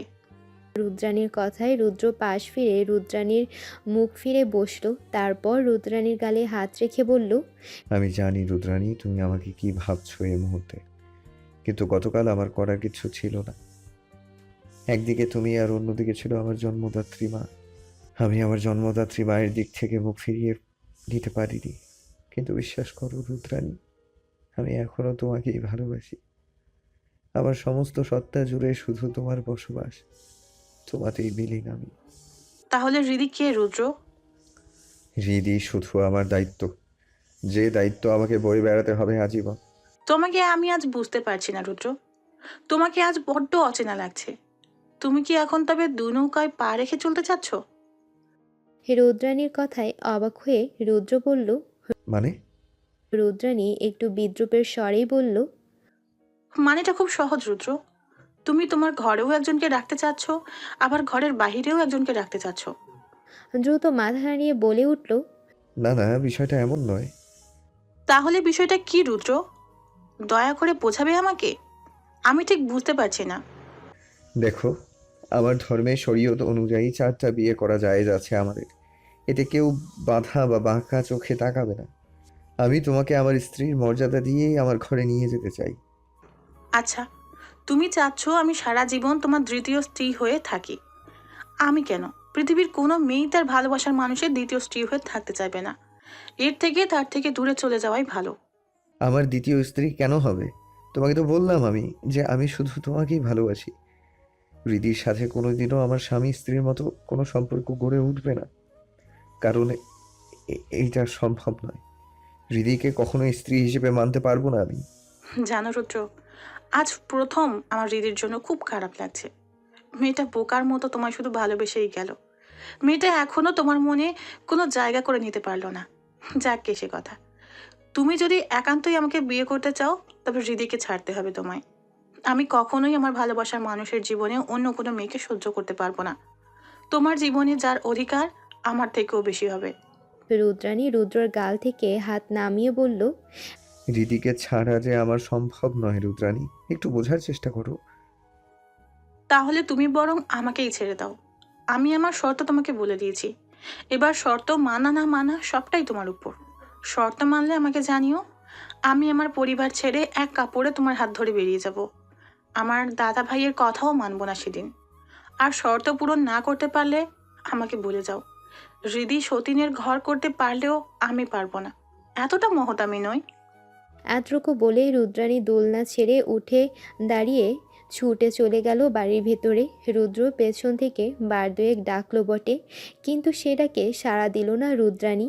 এক দৌড়ে নিজের ঘরে ঢুকে খিল আটকালো, তারপর থাই গ্লাসের সামনে এসে দাঁড়িয়ে মৃদুস্বরে কাঁদতে লাগলো।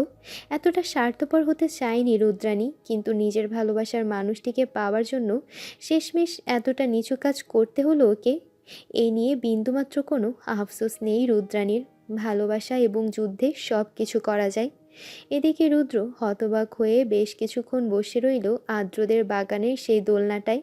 তারপর ধীরে ধীরে গুটি গুটি পায়ে বেরিয়ে গেল বাড়ি থেকে। আদ্র সবটাই দেখল, কিন্তু আটকালো না।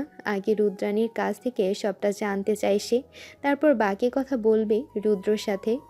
রুদ্র আদ্রদের বাড়ি থেকে বেরিয়ে হাঁটতে লাগলো পিচঢালা রাজপথে। ভাবতে লাগলো অনেক কিছু। এই মুহূর্তে মাথায় সবটা জট পেকে আছে। কি করা উচিত আর কি করা উচিত নয় সবটাই ধোঁয়াশা পাকিয়ে গেছে ওর মস্তিষ্কে। কপালের শিরা দপদপ করছে, যেন কোনো মুহূর্তে ত্বক ভেদ করে বেরিয়ে আসবে সে। সেই সাথে শুরু হয়েছে হালকা মাথা ব্যথা। এলোমেলো পায়ে হাঁটতে হাঁটতে একসময় নিস্তেজ হয়ে বসে পড়ল রাস্তার একপাশে। দৃষ্টি নিবদ্ধ হলো ব্যস্ত রাজপথের দিকে। সেখানে চলছে কেমন মানুষের কর্মব্যস্ততা। অন্যদিকে রিধি বারান্দায় দাঁড়িয়ে আনমনে তাকিয়ে আছে গেটের দিকে। ঘড়ির কাঁটা 10 পেরিয়ে 11 ঘরে হতে চলেছে, তবুও এখনও রুদ্র বাড়ি ফিরছে না দেখে বড্ড ভয় লাগছে রিধির। সে কোন সকালে বাড়ি থেকে বেরিয়েছে, এখনও আসার খবর নেই। কোনো বিপদ আপদ হলো না তো? এসব হাবিজাবি চিন্তা ঘুরছে রিধির মাথায়, আর সেই সাথে ভয়ে বারবার বুক কেঁপে উঠছে রিধির। ওর জীবনটা বিবর্ণ হয়ে গেল। মানুষটাকে তো এখনও আগের মতোই ভালোবাসে ও। এইটা তো আর মিথ্যা নয়, সে যতই মুখে অস্বীকার করুক রিধি। রুদ্র ফিরল আরও ঘণ্টাখানিক পর। রুদ্রকে এলোমেলো হয়ে দাঁড়িয়ে থাকতে দেখে ভ্রু কুঁচকে গেল রিধির। কেমন একটা টালমাটাল অবস্থা হয়ে আছে রুদ্রর, যেন ঠিকমতো দাঁড়াতেও পারছে না সে। রুদ্র পড়ে যেতে নিলে রিধি এগিয়ে গিয়ে ধরল রুদ্রকে। রুদ্রর কাছে এগিয়ে যেতেই রিধির নাকে এলো কটু ঝাঁঝালো এক গন্ধ। রিধি শাড়ির আঁচল দিয়ে নাক ঢেকে রুদ্রের উদ্দেশ্যে বলল, তুমি কি খেয়ে এসেছো রুদ্র ভাই? এই গন্ধটা কিসের? রুদ্র এক ঝটকায় দূরে সরিয়ে দিল রিধিকে, তারপর বাজখাই গলায় নেশাতুর কণ্ঠে বলল, এখন আমি কি খাই না খাই সেই কৈফিয়ত তো দিতে হবে তোকে। তুই কি হোস আমার? আমি যা খুশি করবো তাতে তোর কি? তোর জন্য, শুধু তোর জন্য আমার আজ এই অবস্থা। কি প্রয়োজন ছিল সেদিন ড্যাং ড্যাং করে কলেজ থেকে বেরিয়ে যাওয়ার? একটু অপেক্ষা করতে পারলি না আর আর্দ্রর জন্য? শুধু একটা, তোর এই একটা ফুলের জন্য আজ আমার আর রুদ্রাণীর সম্পর্কটা ভাঙতে চলেছে। এক কাজ কর, তুই আমাকে মুক্তি দে, আমি মুক্তি চাই তোর থেকে। কথাটা বলতে বলতেই রুদ্র গা এলিয়ে দিল বিছানায়। সাথে সাথে রুদ্র ঘুমের অতলে ডুবে গেল, কিন্তু ঘুমের ঘোরেই কিছু কথা বিড়বিড়িয়ে বলতে লাগলো। সন্ধ্যা পেরিয়ে দোরগোড়ায় এসেছে গভীর রাত। অন্ধকার আরও খানিকটা জমাট বেঁধে আষ্টে পিষ্টে বেঁধে রেখেছে চারিপাশ। বারান্দায় দাঁড়িয়ে আছে রুদ্রাণী। ঝিরিঝিরে মৃদু বাতাস আসছে বারান্দার গ্রিলে ঝাঁক দিয়ে। আদ্র ধীর পায়ে এসে দাঁড়ালো রুদ্রাণীর ঠিক পেছনে। রুদ্রাণীর দৃষ্টি তখন গ্রিল পেরিয়ে সামনের বাগানটায় গিয়ে স্থির হয়েছে। আর্দ্র পেছন থেকে মিষ্টি সুরে ডাক দিল রুদ্রাণীকে। রুদ্রাণী পেছন ফিরে তাকালো। আদ্রকে দাঁড়িয়ে থাকতে দেখে মুখ ঘুরিয়ে আবারও দৃষ্টি ফেরালো সামনের বাগানটায়। এভাবেই কাটলো মিনিট খানেক। আর্দ্র স্থির হয়ে অপেক্ষা করতে লাগলো রুদ্রাণীর প্রতি উত্তরের জন্য। সময় পেরোলো, বন্ধ হলো ঝিরিঝিরি হাওয়া। একসময় রুদ্রাণীর মুখ ফুটে বেরিয়ে এলো ধীর মৃদু কণ্ঠস্বর। আদ্র কান সজাগ রেখে শুনতে লাগলো সে কথা। রুদ্রাণী বলছে, আমি জানতাম দা ভাই তুই আসবি। এই সময় আমার কাছে কি জানতে এসেছিস সেও আমি জানি। বলতে গেলে আজ তোর জন্যই অপেক্ষা করছিলাম আমি। রোদু, আমি তোকে কখনই কোনো বিষয় নিয়ে জোর করিনি, তাই আজও আমি তোকে এমন কোনো প্রশ্ন করব না বা তোকে সে প্রশ্নের উত্তর দিতে জোরও করব না। কিন্তু একজনের বড় ভাই হিসেবে জানতে এসেছি, কী সিদ্ধান্ত নিলি আজ তুই? আদ্রর প্রশ্ন শুনে দীর্ঘশ্বাস ফেলল রুদ্রাণী, তারপর আবারও ধীর কণ্ঠে বলল, আমি তোর কথা রাখতে পারিনি দা ভাই। ভালোবাসা মানুষকে বড্ড লোভী বানিয়ে ফেলে। সেই লোভের বশবর্তী হয়েই মানুষ তার ভালোবাসার মানুষটিকে পাবার জন্য হীন থেকে হীনতর কাজ করে ফেলে। আমিও আজ ভালোবাসার লোভী হয়ে আমার ভালোবাসার মানুষটিকে পাবার জন্য অন্য একজনের ঘর ভাঙতে বাধ্য হলাম। বিশ্বাস কর দা ভাই, আমি রুদ্রকে কিছুতেই অন্য কারো হয়ে যেতে দেখতে পারিনি। আমার কেবলই মনে হচ্ছিল আমি বোধহয় দম বন্ধ হয়ে মরেই যাব এবার। বেঁচে থাকার ইচ্ছাটা শেষ হয়ে এসেছিল। তাই রুদ্র যখন আজ আমাকে ওর দ্বিতীয় স্ত্রীর কথা জানালো, আমিও রুদ্রের মতোই স্বার্থপর হয়ে অন্য একটা মেয়ের স্বপ্ন ভাঙতে বাধ্য হলাম। কথাটা বলেই রুদ্রাণী কান্নায় ভেঙে পড়ল। আদ্র এগিয়ে এসে রুদ্রাণীর মাথায় হাত রাখল, তারপর একটু ধীর স্বরেই বলে উঠল, আমি জানি রোদু, ভালোবাসার মানুষটিকে হারিয়ে ফেলার কী যন্ত্রণা হয়। তবু আমি একজন ভাই হয়ে আমার বোনকে অন্য এক মেয়ের সংসার নষ্ট করতে দিতে পারি না। আচ্ছা, দিদির কথা না হয় বাদই দিলাম, একবার আমাদের মা বাবার কথা ভেবে দেখেছিস? তুই যদি আজ রুদ্রকে বিয়ে করিস, তাহলে সমাজে তাদের মুখ দেখানোর কোনো উপায় থাকবে কি? সমাজের লোকেরা তাদের কটু কথাতে ধীরে ধীরে শেষ করে দেবে আমাদের মা বাবাকে, আর ওনাদের মান সম্মান হারানোর কথা নাই বা বললাম। এসবের দায় কি শুধু আমার কাঁধেই দা ভাই? আমার কি তবে ভালোবাসার মানুষটিকে পাবার কোনো অধিকার নেই? নাকি সারাটা জীবন শুধু আমিই আত্মত্যাগ করে যাব? রদু, একটা কথা সব সময় মনে রাখবি, সময় কারোর জন্য থেমে থাকে না। এই যে আজ তুই রুদ্রকে ছাড়া বাঁচবি না বলছিস, দেখবি এই তুই সেই রুদ্রকে ছাড়া দিব্যি বেঁচে আছিস। আজ রুদ্রকে ছেড়ে থাকতে হয়তো তোর সাময়িক কষ্ট হবে, তবে এটা মনে রাখিস, বিধাতা তোর সেই কষ্ট মুছে দেওয়ার জন্য কাউকে না কাউকে ঠিক পাঠিয়ে দেবে। সেদিন এই রুদ্রকে তোর কাছে শুধু মরীচিকা মনে হবে। তাই বলছি, মিথ্যা আলোর পেছনে না ঘুরে এখনো সময় আছে, জীবনটাকে অন্যভাবে উপভোগ কর। যে তোর জীবনে পরিপূর্ণ ভালোবাসার রং নিয়ে আসার সে সময় হলে এমনিতে আসবে। শুধু শুধু জেদের বশবর্তী হয়ে অন্য একটা মেয়ের সংসার নষ্ট করিস না রদু, মনে রাখিস, পাপ তার বাপেকেও ছাড়ে না। আমি রুদ্রকে ভুলতে পারবো না দা ভাই। পারলে তোর এই স্বার্থপর বোনটাকে ক্ষমা করে দিস। রুদ্র নামটা যে আমার রক্তে মিশে গেছে, তাকে ভুলবো কি করে? রদু, হিংসে, বিদ্বেষ, স্বার্থপরতা এসব কখনো সুখ আসে না। তুই বুদ্ধিমতী মেয়ে, আশা করি বোকার মতো আবেগে গা ভাসিয়ে কোনো সিদ্ধান্ত নিবি না। আমি রুদ্রকে তোর থেকেও বেশি দিন হলে চিনি। আমি বলছি তোকে, রুদ্র দিদিকে ওর থেকেও বেশি ভালোবাসে, কিন্তু গদ্দপটা সেই অনুভূতিটা এখনও বুঝতে পারছে না।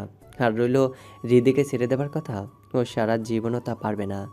হৃদিকে কয়েক ঘন্টা দেখতে না পেয়ে যে ছেলে পাগলের মতো হয়ে গিয়েছিল, সে ছেলে হৃদিকে সারা জীবনের মতো দূরে করবে, এতটা বোকা নয় সে।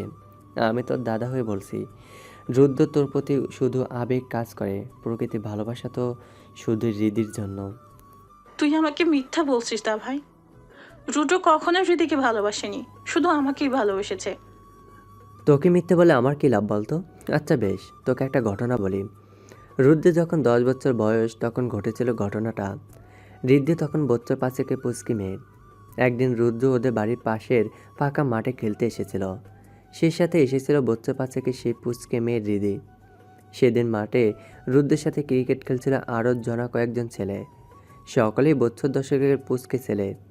হৃদি দাঁড়িয়েছিল একটু দূরে, অপেক্ষা করছিল রুদ্রের জন্য। মাঝে মাঝে যখন রুদ্র 6 হাঁকাচ্ছিল, তখন হৃদি ওর ছোট্ট হাতে তালি বাজিয়ে উৎসাহ দিচ্ছিল রুদ্রকে। রুদ্র হৃদির সেই খিলখিলিয়ে হাসি দেখে হাত ছেড়ে ব্যাটিং করছিল। ঠিক সেই সময় হৃদি হঠাৎ করে পড়ে যায় মাটিতে। রুদ্র খেয়াল করেনি সেইটা। হৃদিকে ওভাবে মাটিতে গড়াগড়ি খেতে দেখে বছর 10 আরেক ছেলে এগিয়ে আসে হৃদির দিকে, হাত ধরে মাটি থেকে টেনে তোলে হৃদিকে। তারপর নিজের হাত দিয়ে ছেলেটি হৃদির গায়ে ধুলাবালি পরিষ্কার করতে থাকে। এই দৃশ্য চোখে পড়ে রুদ্রর। রুদ্র ব্যাট সমেত তেড়ে আসে ছেলেটির দিকে। ছেলেটিকে কিছু বলার সুযোগ না দিতেই এলোপাতাড়ি মারতে শুরু করে ছেলেটিকে। ছেলেটিকে মারার জন্য রুদ্র বাড়িতে বিশ্রাম দেয়। সবাই রুদ্রর কাছে ছেলেটিকে পেটানোর কারণ জানতে চাইলে রুদ্র ছেলেটির দোষ স্বরূপ বলে, রিদিকে ছোঁয়ার অধিকার শুধু ওর একার। ও ছাড়া অন্য কোনো ছেলে কোনোদিন রিদিকে ছুঁতে পারবে না। যে দিদিকে ছুঁতে আসবে রুদ্র তাকেই মারবে। তারপর থেকে রিদিকে আর কখনই বাড়ির বাইরে একা ছাড়েনি রুদ্র। ছোট থেকে সব সময় চোখে চোখে রেখেছে। রুদ্রের এইসব আচরণ দেখেই রুদ্রের প্রতি ভালো লাগা শুরু হয় রিদির। এর থেকে তো আর প্রমাণ হয় না যে রুদ্র হৃদিকে ভালোবাসে। হতেই পারে ছোটবেলায় রুদ্র হৃদিকে আগলে রাখতো, সেইটা যে কোনো ভাই করে থাকে। আমাকে কি তুই ছোটবেলায় আগলে রাখিসনি দা ভাই?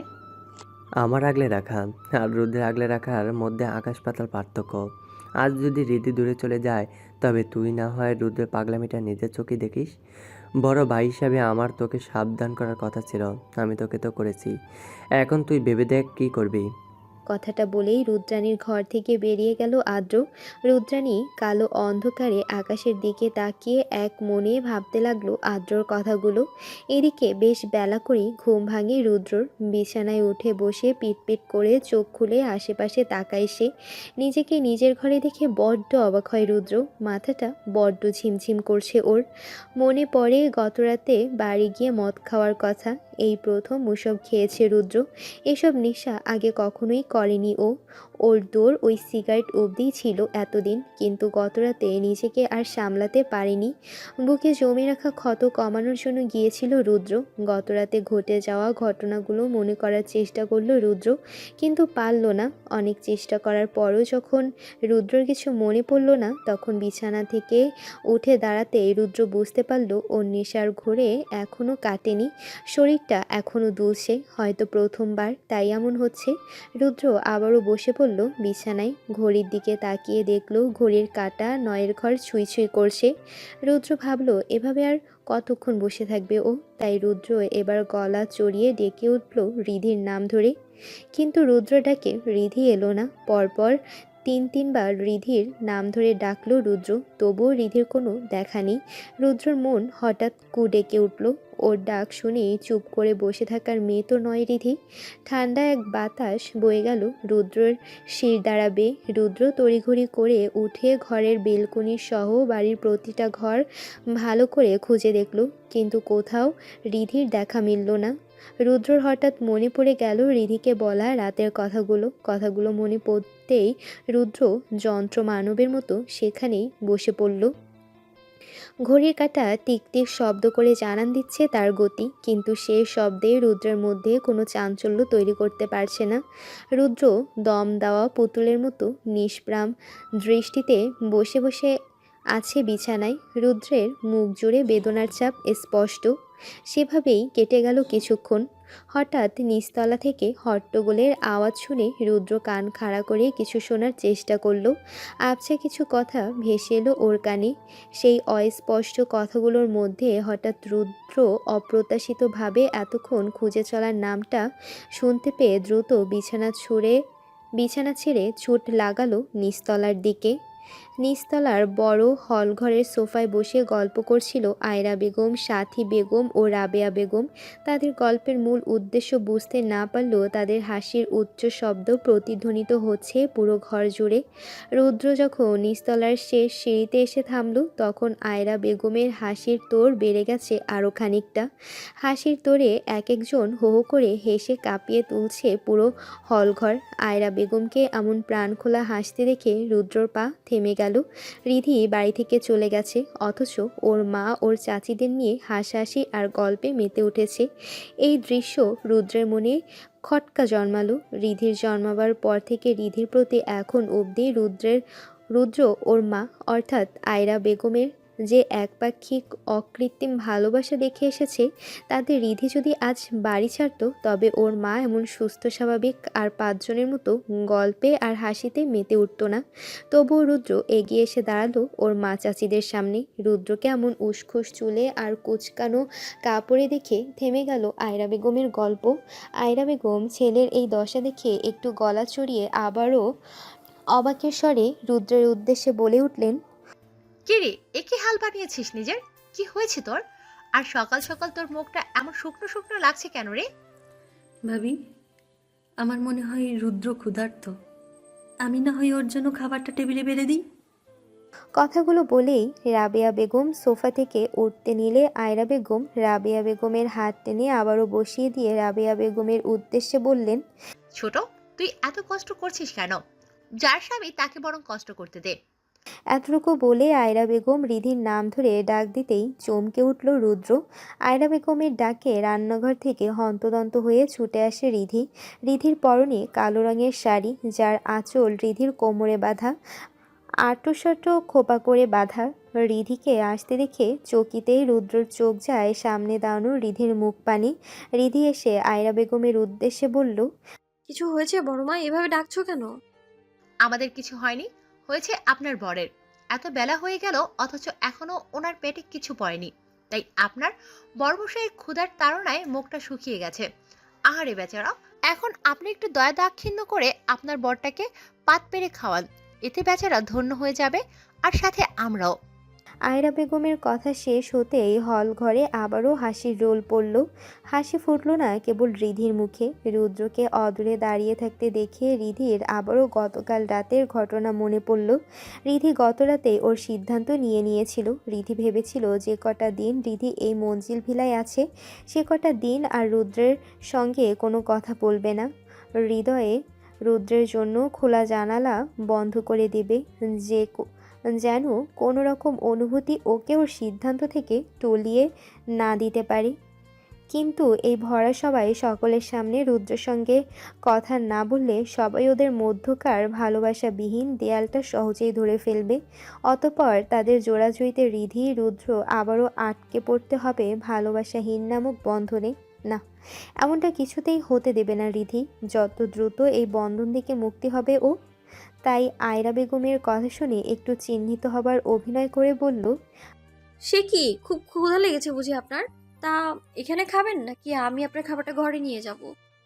রিধিকে স্বাভাবিক স্বরে কথা বলতে দেখে এইবার আরও একবার চমকে উঠল রুদ্র।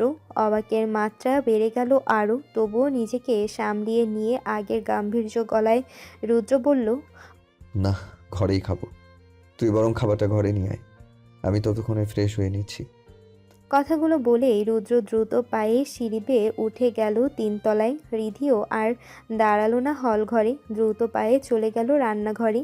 রান্নাঘরে ঢুকে রিধি এতক্ষণ আটকে রাখা চোখের পানিটা ছেড়ে দিল। এক ফোঁটা নোনা পানি গড়িয়ে পড়ল রিধির চিবুক বেয়ে। রিধি গাল বেয়ে গড়িয়ে পড়া পানি মুছল, তারপর ট্যাপ ছেড়ে পানি দিতে লাগলো চোখে মুখে। রিধি ওর চোখের পানি কাউকে দেখাতে চায় না। চোখের পানি যে অসহায়ত্ব আর দুর্বলতার প্রতীক। এদিকে রিধি রুদ্র দুজনে চলে গেল। আয়রা হেসে হেসে বলতে লাগলেন, দুটোতে কেমন ভাব হয়েছে দেখেছিস তোরা? একজন ভালোবাসায় এতদিনে ভাই ডাকাটা ত্যাগ করেছে, অন্যজন প্রিয়তমাকে একটু কাছে পাবার জন্য খাবারটা ঘরে আনার হুকুম দিচ্ছে। আমি বলেছিলাম না ওরা দুজন দুজনকে ভালোবাসে? মিলল আমার কথা?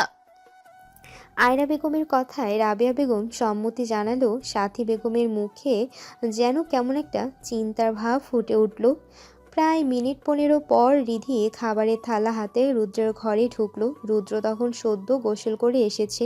রুদ্রের গায়ের ফোঁটা ফোঁটা পানি তখনও শুকায়নি। রিধি বিছানার উপর দস্তরখানা বিছিয়ে তার উপর প্লেটটা রেখে রুদ্রের দিকে তাকাতেই রিধির দৃষ্টি আটকে গেল রুদ্রের গায়ে জমে থাকা ফোঁটা ফোঁটা পানিতে।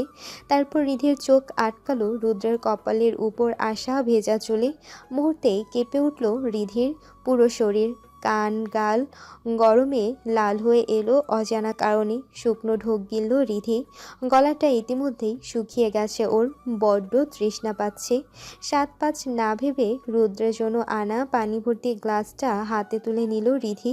তারপর গ্লাসের পুরো পানি ঢাললো গলায়। তবুও যেন তৃষ্ণা মিটছে না রিধির। রিধি তাকাবে না করেও আবারও একবার আর চোখে তাকালো রুদ্রের দিকে। দেখলো রুদ্র ওর দিকে অবাক হয়ে তাকিয়ে আছে। রুদ্রকে এভাবে তাকিয়ে থাকতে দেখে একটু লজ্জা পেল রিধি। রিধি কোনো কথা না বলে জগ থেকে পানি ঢেলে আবারও গ্লাসটা রেখে দিল যথাস্থানে। তারপর বিছানার পাশে এসে দাঁড়ালো। রুদ্র এগিয়ে এলো রিধির দিকে। রিধির থেকে হাতখানিক দূরে দাঁড়িয়ে বলে উঠল, আমি জানি গত রাতে তুই আমার কথায় অনেক কষ্ট পেয়েছিস। কষ্ট পাওয়াটাই স্বাভাবিক, তবে আমি ইচ্ছে করে তোকে কষ্ট দিতে চাইনি রে। ভুল ধারণা রেখো না রুদ্র ভাই। মানে মানে তোমার কোনো কথাতে বা কাজে কষ্ট পাই না আমি। কষ্ট আর আমাকে ছুঁতে পারে না। আর তাছাড়া মানুষ তার কথায় কষ্ট পায় যাকে সে ভালোবাসে, যে তার আপনজন হয়। তুমি তো আর আমার আপন নও, আর না আমি তোমায় ভালোবাসি। তাই তোমার কোনো কথাই আমি আর কষ্ট পাই না। আর হ্যাঁ, চিন্তা করো না, খুব শীঘ্রই তুমি মুক্তি পাবে। রুদ্রানিদিকে জানিয়ে দিয়ে খুশির খবরটা। কথাগুলো বলে যেভাবে ঘরে এসেছিল রিধি ঠিক সেইভাবেই আবারও ঘরের বাইরে চলে গেল। রুদ্র হতবাক দৃষ্টিতে তাকিয়ে রইল রিধির দিকে।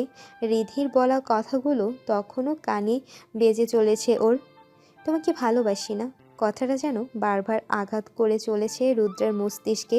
হঠাৎ চরচর করে রাগ উঠতে লাগলো রুদ্রর। রুদ্র কেবল সব কিছু ভেঙে গুঁড়িয়ে ফেলতে ইচ্ছে করছিল। অজানা এক রাগে নিষ্পিস করছে রুদ্রর হাত, গা, পা, পুরো শরীর। হাতের কাছে কিছু না পেয়ে বিছানায় রাখা খাবারের প্লেট সহ কাচের গ্লাসটা রুদ্র ছুঁড়ে ফেললো মেঝেতে।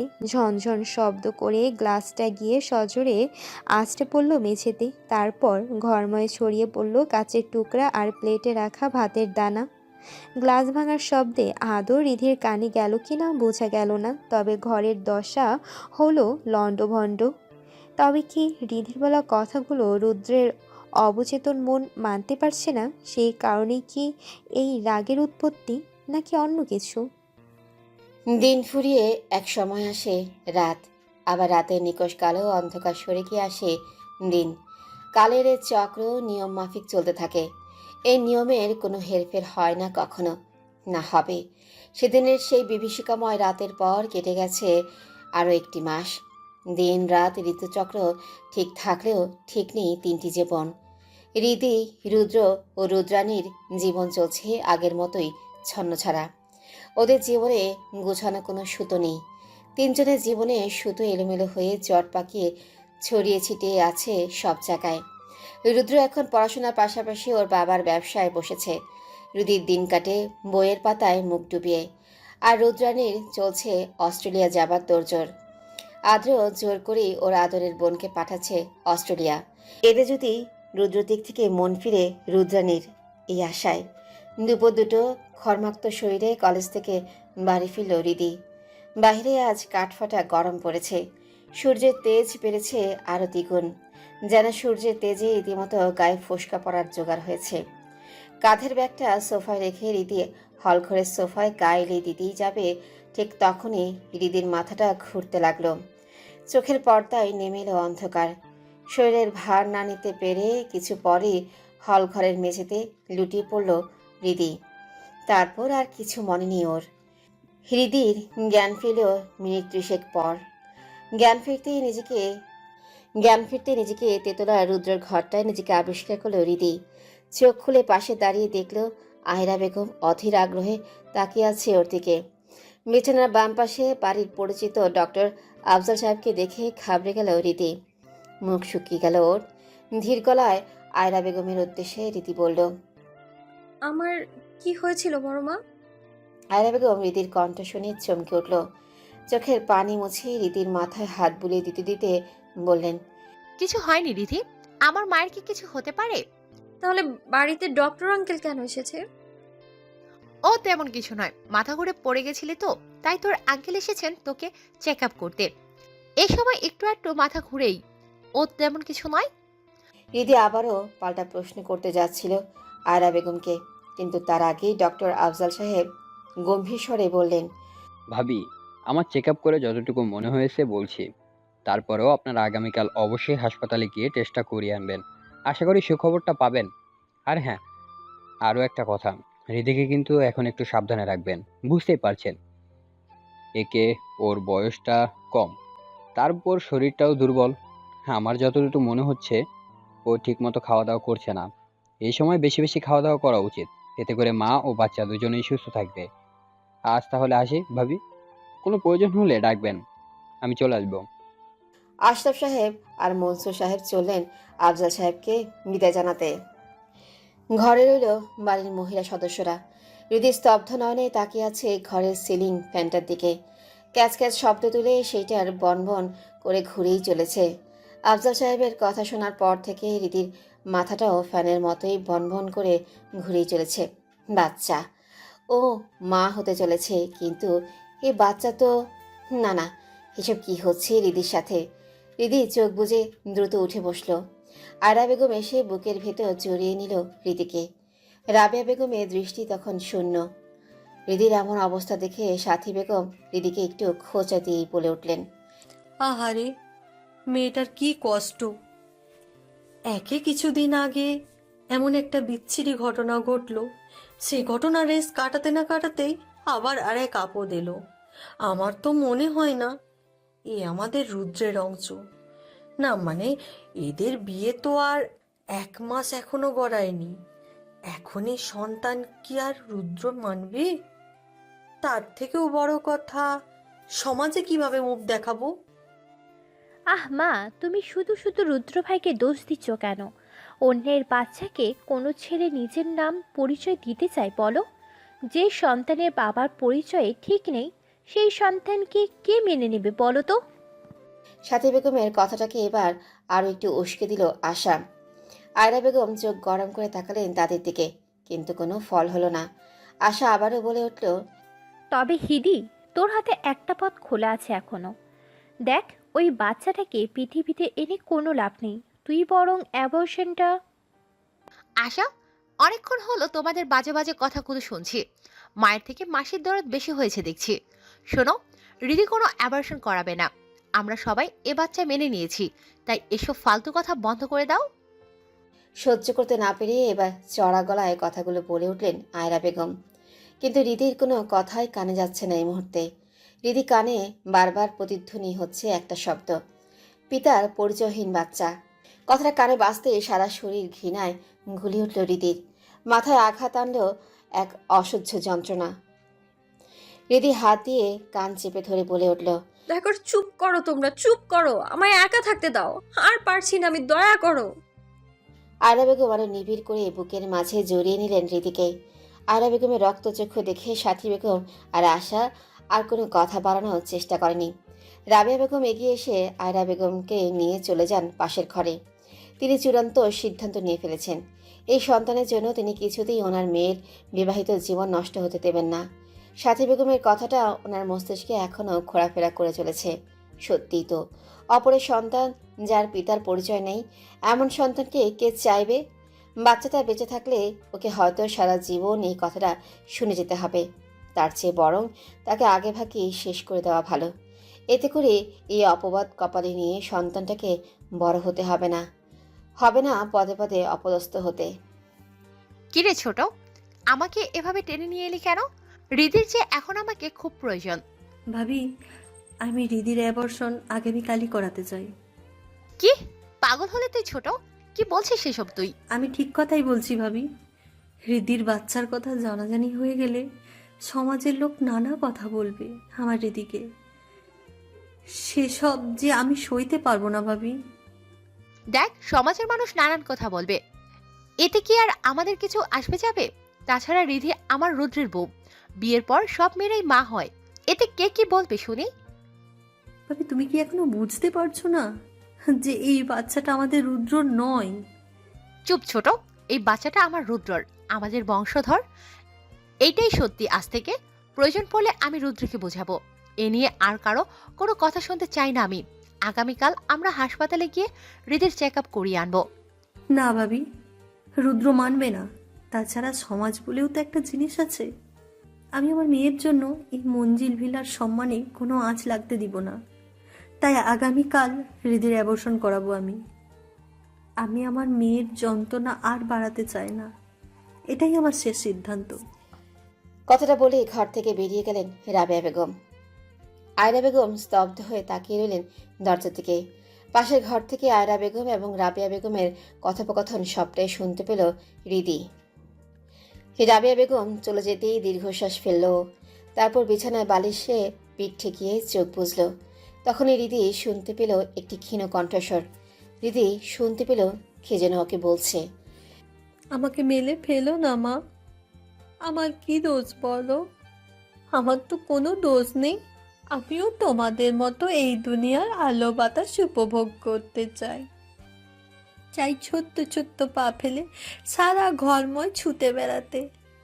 চাই রাতে ঘুমানোর আগে তোমাকে জলিয়ে ধরে আদর খেতে। আমার এই ইচ্ছেগুলো কি কোনো দাম নেই মা?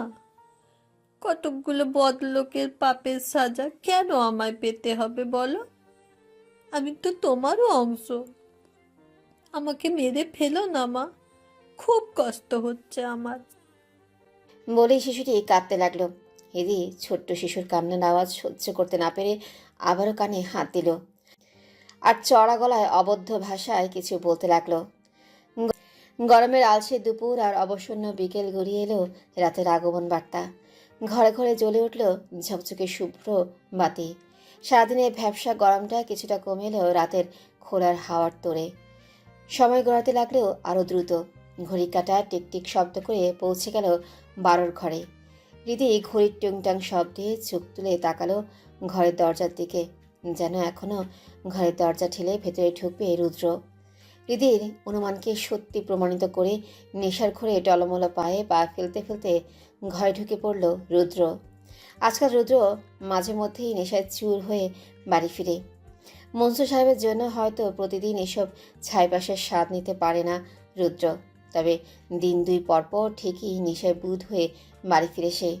রুদ্রর এই গোপন কৃত্যের কথা হৃদি ছাড়া অবশ্যই এবার আর কেউ জানে না। হৃদি নিজেই চায়নি মঞ্জিল ভিলার একসময় আদর্শ দায়িত্ববান ছেলেটির এমন অধপতনের কথা বাড়ির কেউ জানুক। তাই হৃদি নিজেই চুপিসারে সদর দরজা খুলে রুদ্রকে ঘরে নিয়ে আসে 3তলার এ ঘরটায়। তখন অবশ্য রুদ্রর কাছে হৃদি হয়ে ওঠে ওর প্রাণপ্রিয় প্রিয়তমা রুদ্রাণী। এ নিয়েও কখনো এতটুকু গা করেনি হৃদি। নত মুখে শত কষ্টেও মুখে হাসি ফুটে রাতের বাকি সময়টুকু অভিনয় করে গেছে রুদ্রের। নতমুখে শত কষ্ট মুখে হাসি ফুটে রাতের বাকি সময়টুকু অভিনয় করে গেছে রুদ্রাণী রূপে। আজও রুদ্র হৃদিকে দক্ষিণা জানালার সামনে দাঁড়িয়ে থাকতে দেখে মুচকি এসে টলমলে পায়ে এগিয়ে এলো হৃদির দিকে। হৃদির ঠিক পেছনে দাঁড়িয়ে হৃদির কাঁধে মুখ রেখে নিশালো গলায় রুদ্র বলে উঠল, রুদ্রাণী, এত রাতে খোলা জানালার সামনে দাঁড়িয়ে কি করছো? তোমার রুদ্রের জন্য অপেক্ষা করছিলে বুঝি? জানো, আমিও না আজ সারাটা দিন এই রাতের জন্য অপেক্ষা করেছিলাম। কি করব বলো, তুমি তো আর রাত ছাড়া আমার কাছে আসো না তাই। কথাটা বলেই রুদ্র আলতো করে চুমু খেলো হৃদির উন্মুক্ত গলায়। হৃদি কেঁপে উঠল একবার, তারপর আবারও তাকালো সামনের দিকে। আকাশে আজ চাঁদ ওঠেনি। চারিদিকে থুই থুই করছে জমাট বাঁধা কালো অন্ধকারের দল। হৃদির মধ্যে আজ কোনো বেকার নেই। এ কি নীলু, কোথায় যাচ্ছ? দেখো, তোমাকে কিন্তু কোথাও যেতে দিব না আমি। এমনিতেই দিনে তুমি আমার কাছে আসো না, এই রাতটুকুই তোমাকে আমার কাছে পাই। তাই বলছি, এসো আমার কাছে এসো। আমি তোমার নীলু বা রোদু কোনোটাই নই রুদ্র ভাই, আমি হৃদি। হৃদির মধ্যে আজ কোনো বিকার নেই। কেমন যেন ভূতগ্রস্তের মতো ঠায় দাঁড়িয়ে আছে জানালার গ্রিল ধরে। এদিকে রুদ্রাণী ভেবে হৃদিকে উষ্ণ আদরে ভরিয়ে দিতে লাগলো, কিন্তু আজ হৃদি থামালো রুদ্রকে। হৃদি সরে এলো রুদ্রর কাছ থেকে। রুদ্র আচমকা হৃদি চলে যাওয়ায় অবাক হয়ে বলে উঠল, ধীর অথচ শান্ত গলায় কথাটা বলল হৃদি। তবে হৃদির কথা শোনার পর রুদ্রর দিক থেকে এলো তীব্র প্রতিক্রিয়ার আভাস। রুদ্রর গলার স্বর তখন চড়ে গিয়েছে বেশ খানিকটা। বেশ উঁচু গলায় রুদ্র বলে উঠল, হৃদি, এখানে কেন এসেছিস তুই? আমার জীবনটা তছনছ করেও শান্তি হয়নি তোর, যে এখন আমার নীলুকে আমার কাছ থেকে আলাদা করতে এসেছিস? তুমি ভুল ভাবছো রুদ্র ভাই, আমি তোমার থেকে তোমার নীলু বা রোদু কাউকেই আলাদা করতে আসিনি। তোমাদের আলাদা করব সেই সাধ্য কি আছে আমার? তবে কি কারণে এসেছিস আমার ঘরে? তুই জানিস না এই সময় আমার নীলাঞ্জনা থাকে আমার ঘরে, আমার পাশে? তোমাকে একটা কথা বলতে এসেছি রুদ্র ভাই, কথাটা বলেই চলে যাব আমি। কি এমন কথা যে তোকে এই রাত দুপুরে বলতে হবে? কিছু কথা রাতের অভিসারেই বলতে হয় রুদ্র ভাই। দিনের উজ্জ্বল আলো সেসব কথাটা বাতাসে মিলিয়ে যায়, রাতের নিকষ আলো অন্ধকারে তাদের উপযুক্ত সময়। ধুর, এসব কবি কবি কথা আমার মাথায় খেলে না, বুঝলি? আমি বাবার সাথে সাথে আমজনতা, তাই আমার সাথে এসব কবি কবি কথা বলবি না, বুঝলি? হৃদি মৃদু হাসলো, তারপর আবারও আগের মতোই ধীর স্বরে বলল, আমি মা হতে চলেছি রুদ্র ভাই। তোমার ছোট্ট অংশ ধীরে ধীরে বড় হচ্ছে আমার পেটে। আমি আজ তাকে অনুভব করতে পেরেছি রুদ্র ভাই। বাচ্চা, আমার অংশ? কী সব বলছিস তুই? ওহ, বুঝেছি। আমাদের সম্পর্কের ইতি না টানার আরেকটা ফোন দিয়ে এটেছিস তুই, বুঝি। আরে আমি তো আগেই বলেছি, তোকে মুক্তি দিতে হবে না আমাকে। আমি এমনিতেই তোর সাথে আজীবন এই টানাপোড়েনের সম্পর্কে বাধা পড়ে থাকবো। সে ভয় নেই রুদ্র ভাই, তোমার সন্তানের কথা তোমাকে বলাটা আমার কর্তব্য ছিল। আমি সেটা বলেছি। তার মানে এই নয় যে আমি তোমায় এই সন্তানের দোহাই দিয়ে তোমার জীবন থেকে যাব। এমনটা নয় তোমার রীতি। আমার সন্তানের দায়ভার আমি নিজেই নিতে পারবো। এজন্য তোমার বা এ বাড়ির কাউকেই কিছু করতে হবে না। আমি আমার সন্তানকে নিয়ে কি করব তার সিদ্ধান্ত নিয়ে ফেলেছি ইতিমধ্যেই। তাই ওকে নিয়ে আর দুশ্চিন্তা করতে হবে না তোমায়। এক নিঃশ্বাসে কথাগুলো বলল রিদি, কিন্তু প্রত্যুত্তরে রুদ্রের কাছ থেকে কোনো জবাব না পেয়ে রিদি পেছন ফিরে তাকালো। দেখলো রুদ্র ইতিমধ্যে জায়গা করে নিয়েছে নরম তুলতুলে বিছানায়, চোখ বুজে হারিয়ে গেছে নেশার অতলে। রিদি হাঁপ ছাড়ল, ভেতর থেকে বেরিয়ে এলো একটা দীর্ঘশ্বাস। রিদি এগিয়ে এলো রুদ্রর কাছে, বিছানার পাশে মেঝেতে হাঁটু কেড়ে বসে সযত্নে খুলে ফেলল রুদ্রর পায়ের জুতো জোড়া। তারপর রুদ্রর পাশে বসে আনমনেই তাকিয়ে রইল কিছুক্ষণ। তারপর আলতো করে চুমু এঁকে দিল রুদ্রর কপালে। আপাতত রুদ্রের সাথে কাজ শেষ রিদির, এখন শুধু আরও একটা কাজ বাকি। রিদি বিছানা ছেড়ে উঠে দাঁড়ালো, চলে গেল ঘরের এক কোণে রাখা টেবিলটার কাছে। চেয়ার টেনে বসলো টেবিলটায়। টেবিলের উপর রাখা ঠাসা ঠাসা বই খাতার ভেতর থেকে হাতড়ে হাতড়ে বের করে আনলো একখানা নীলরঙা কাগজ। কলমদানি থেকে একটা কলম নিয়ে গটগট করে লিখে চলল নীলরঙা কাগজটায়। লেখা শেষে কাগজটা চাপা দিলে একটা পেপার ওয়েট দিয়ে কলমটাও খোলা অবস্থাতেই রেখে দিল কাগজটার উপরে। তারপর আরও একবার রুদ্রর দিকে তাকিয়ে বেরিয়ে এলো ঘর ছেড়ে। ধীর পায়ে এলো একতলায়। মা বাবা আর বড় মা বড় বাবার সাথে দেখা সেরে নিল একে একে। এবারে সকলের সাথে আজ সব সম্পর্ক চুকিয়ে বুকিয়ে দেবার সময় এসে গেছে যে এখন থেকে শুরু করতে হবে এক নতুন জীবন। ইদি ধীর পায়ে সদর দরজা খুলে বেরিয়ে এলো বাড়ির বাহিরে। পথে যে একজন অপেক্ষা করছে ওর জন্য। পরের দিন ভোরে সূর্যের সোনালি আলো চোখে এসে লাগতেই ঘুম ভাঙল রুদ্রর। বিরক্তিতে মুখ কুঁচকে গেল ওর। আড়মোড়া ভেঙে বিছানায় উঠে বসতেই রুদ্র বুঝতে পারল ওর মাথাটা এখনো ভার হয়ে আছে। গত রাতের খাওয়াটা একটু বেশি হয়ে গেছে ওর। রুদ্র আশেপাশে তাকে কি যেন একটা দেখলো। হঠাৎ রুদ্রর চোখ পড়ল টেবিলের দিকটায়। টেবিলের উপরে নীল রঙের কাগজে হঠাৎ করে চোখ আটকে গেল ওর। বুকের ভেতরে এসে হানা দিল এক অদম্য কৌতূহল। রুদ্র বিছানা ছেড়ে ছুট লাগালো টেবিলের দিকে। নেশার ঘোর তখনও কাটেনি ওর। পাজোড়ায় তখনও রয়ে গেছে রাতের টলমলো ভাবটা। নিজেকে সামলিয়ে টেবিলের সামনে রাখা চেয়ারটায় বসল রুদ্র। তারপর টেবিল থেকে উঠালো নীল রঙের কাগজটা। কাগজের উপরে গোটা গোটা অক্ষরে লেখা কথাগুলো এবার ধরা দিল রুদ্রর চোখে। রুদ্র পড়া শুরু করলো। প্রিয় রুদ্র ভাই, জানি তোমাকে প্রিয় বলে ডাকার অধিকারটুকু নেই আমার, তবুও প্রিয় বলেই সম্বোধন করছি আজ। কি করব বলো, পুরনো অভ্যাস তো, তা কি আর এত সহজে চলে যাবে? ভাবছো একই বাড়িতে থেকেও আজ হঠাৎ কেন খামখেয়ালির বশে তোমায় চিঠি লিখলাম? ভাবতেই পারো, তবে তুমি যখন এই চিঠিখানা পড়বে তখন আমি তোমার থেকে অনেকটাই দূরে চলে গিয়েছি। কি অবাক হচ্ছ? ভাবছো আমি আবার কি নাটক শুরু করলাম, তাই তো? না রুদ্র ভাই, আজ আমি কোনো নাটক করছি না। যার জীবনের পুরোটাই নাটক হয়ে গেছে তাকে আবার নাটক করতে হয় নাকি? হয়তো ভাবছো তবেই ঘটা করে চিঠি লিখে কেন চলে গেলাম। আসলে আমি বরাবরই তোমার কাছে স্বচ্ছ খোলা বইয়ের মতো থাকতে চেয়েছি আমি। শুধু তুমিই বুঝলে না আমায়। তাই আমি যাই করি না কেন তবে বলেই করি। আজও এর ব্যতিক্রম করিনি। রুদ্র ভাই, তোমায় বলেছিলাম যে খুব দ্রুত তোমায় মুক্তি দিব আমি। আজ সেই মুক্তি দিতেই চলে এসেছি আমি। এসেছি বলবো না, বলবো চলে যাচ্ছি। তোমার জীবন, তোমাদের জীবন থেকে একেবারে চলে যাচ্ছি আমি। নিয়তি না ফেরালে এই জীবনে হয়তো আর তোমাদের মুখোমুখি হব না আমি। আমাকে নিয়ে চিন্তা করো না, আমি আমার দায়িত্ব ঠিক পালন করব। হ্যাঁ, আমার গর্ভে একটু একটু করে বড় হয়ে উঠতে থাকা মাংসপিণ্ডটা তোমারই অংশ। আমার কথা বিশ্বাস না হলে আমাদের আলমারির ড্রয়ারে আমার ডায়েরি আর ফোন পাবে। সেই দুটোর মধ্যেই তুমি প্রমাণ পেয়ে যাবে। ভয় নেই, দায়িত্ব নিতে বলছি না আমি তোমায়। দায়িত্ব নিতে বললে কি আর ঘর ছাড়তাম বলো? বাবা হিসেবে সন্তানের পরিচয় জানাটা তোমার প্রয়োজন, তাই জানিয়ে রাখলাম। ভালো থেকো রুদ্র ভাই। তোমার প্রিয়তমা রুদ্রাণীকে নিয়ে সুখে থেকো। পারলো রিধি নামের এই স্মৃতিটা ভুলে যেও। বড় মা, বড় বাবা সহ বাড়ির সবাইকে বলবে এই হতভাগিনীর কথাটা ভুলে যেতে। আমি ভালো থাকবো, আমাকে যাতে ভালো থাকতেই হবে, আমার সন্তানের জন্য হলেও ভালো থাকতেই হবে আমায়। আজ এতটুকুই থাক, বিদায়ের বেলায় বেশি কথা বলতে হয় না। ইতি। সন্ধ্যা মেঘের এক বিহঙ্গিনী মেঘ পড়ি।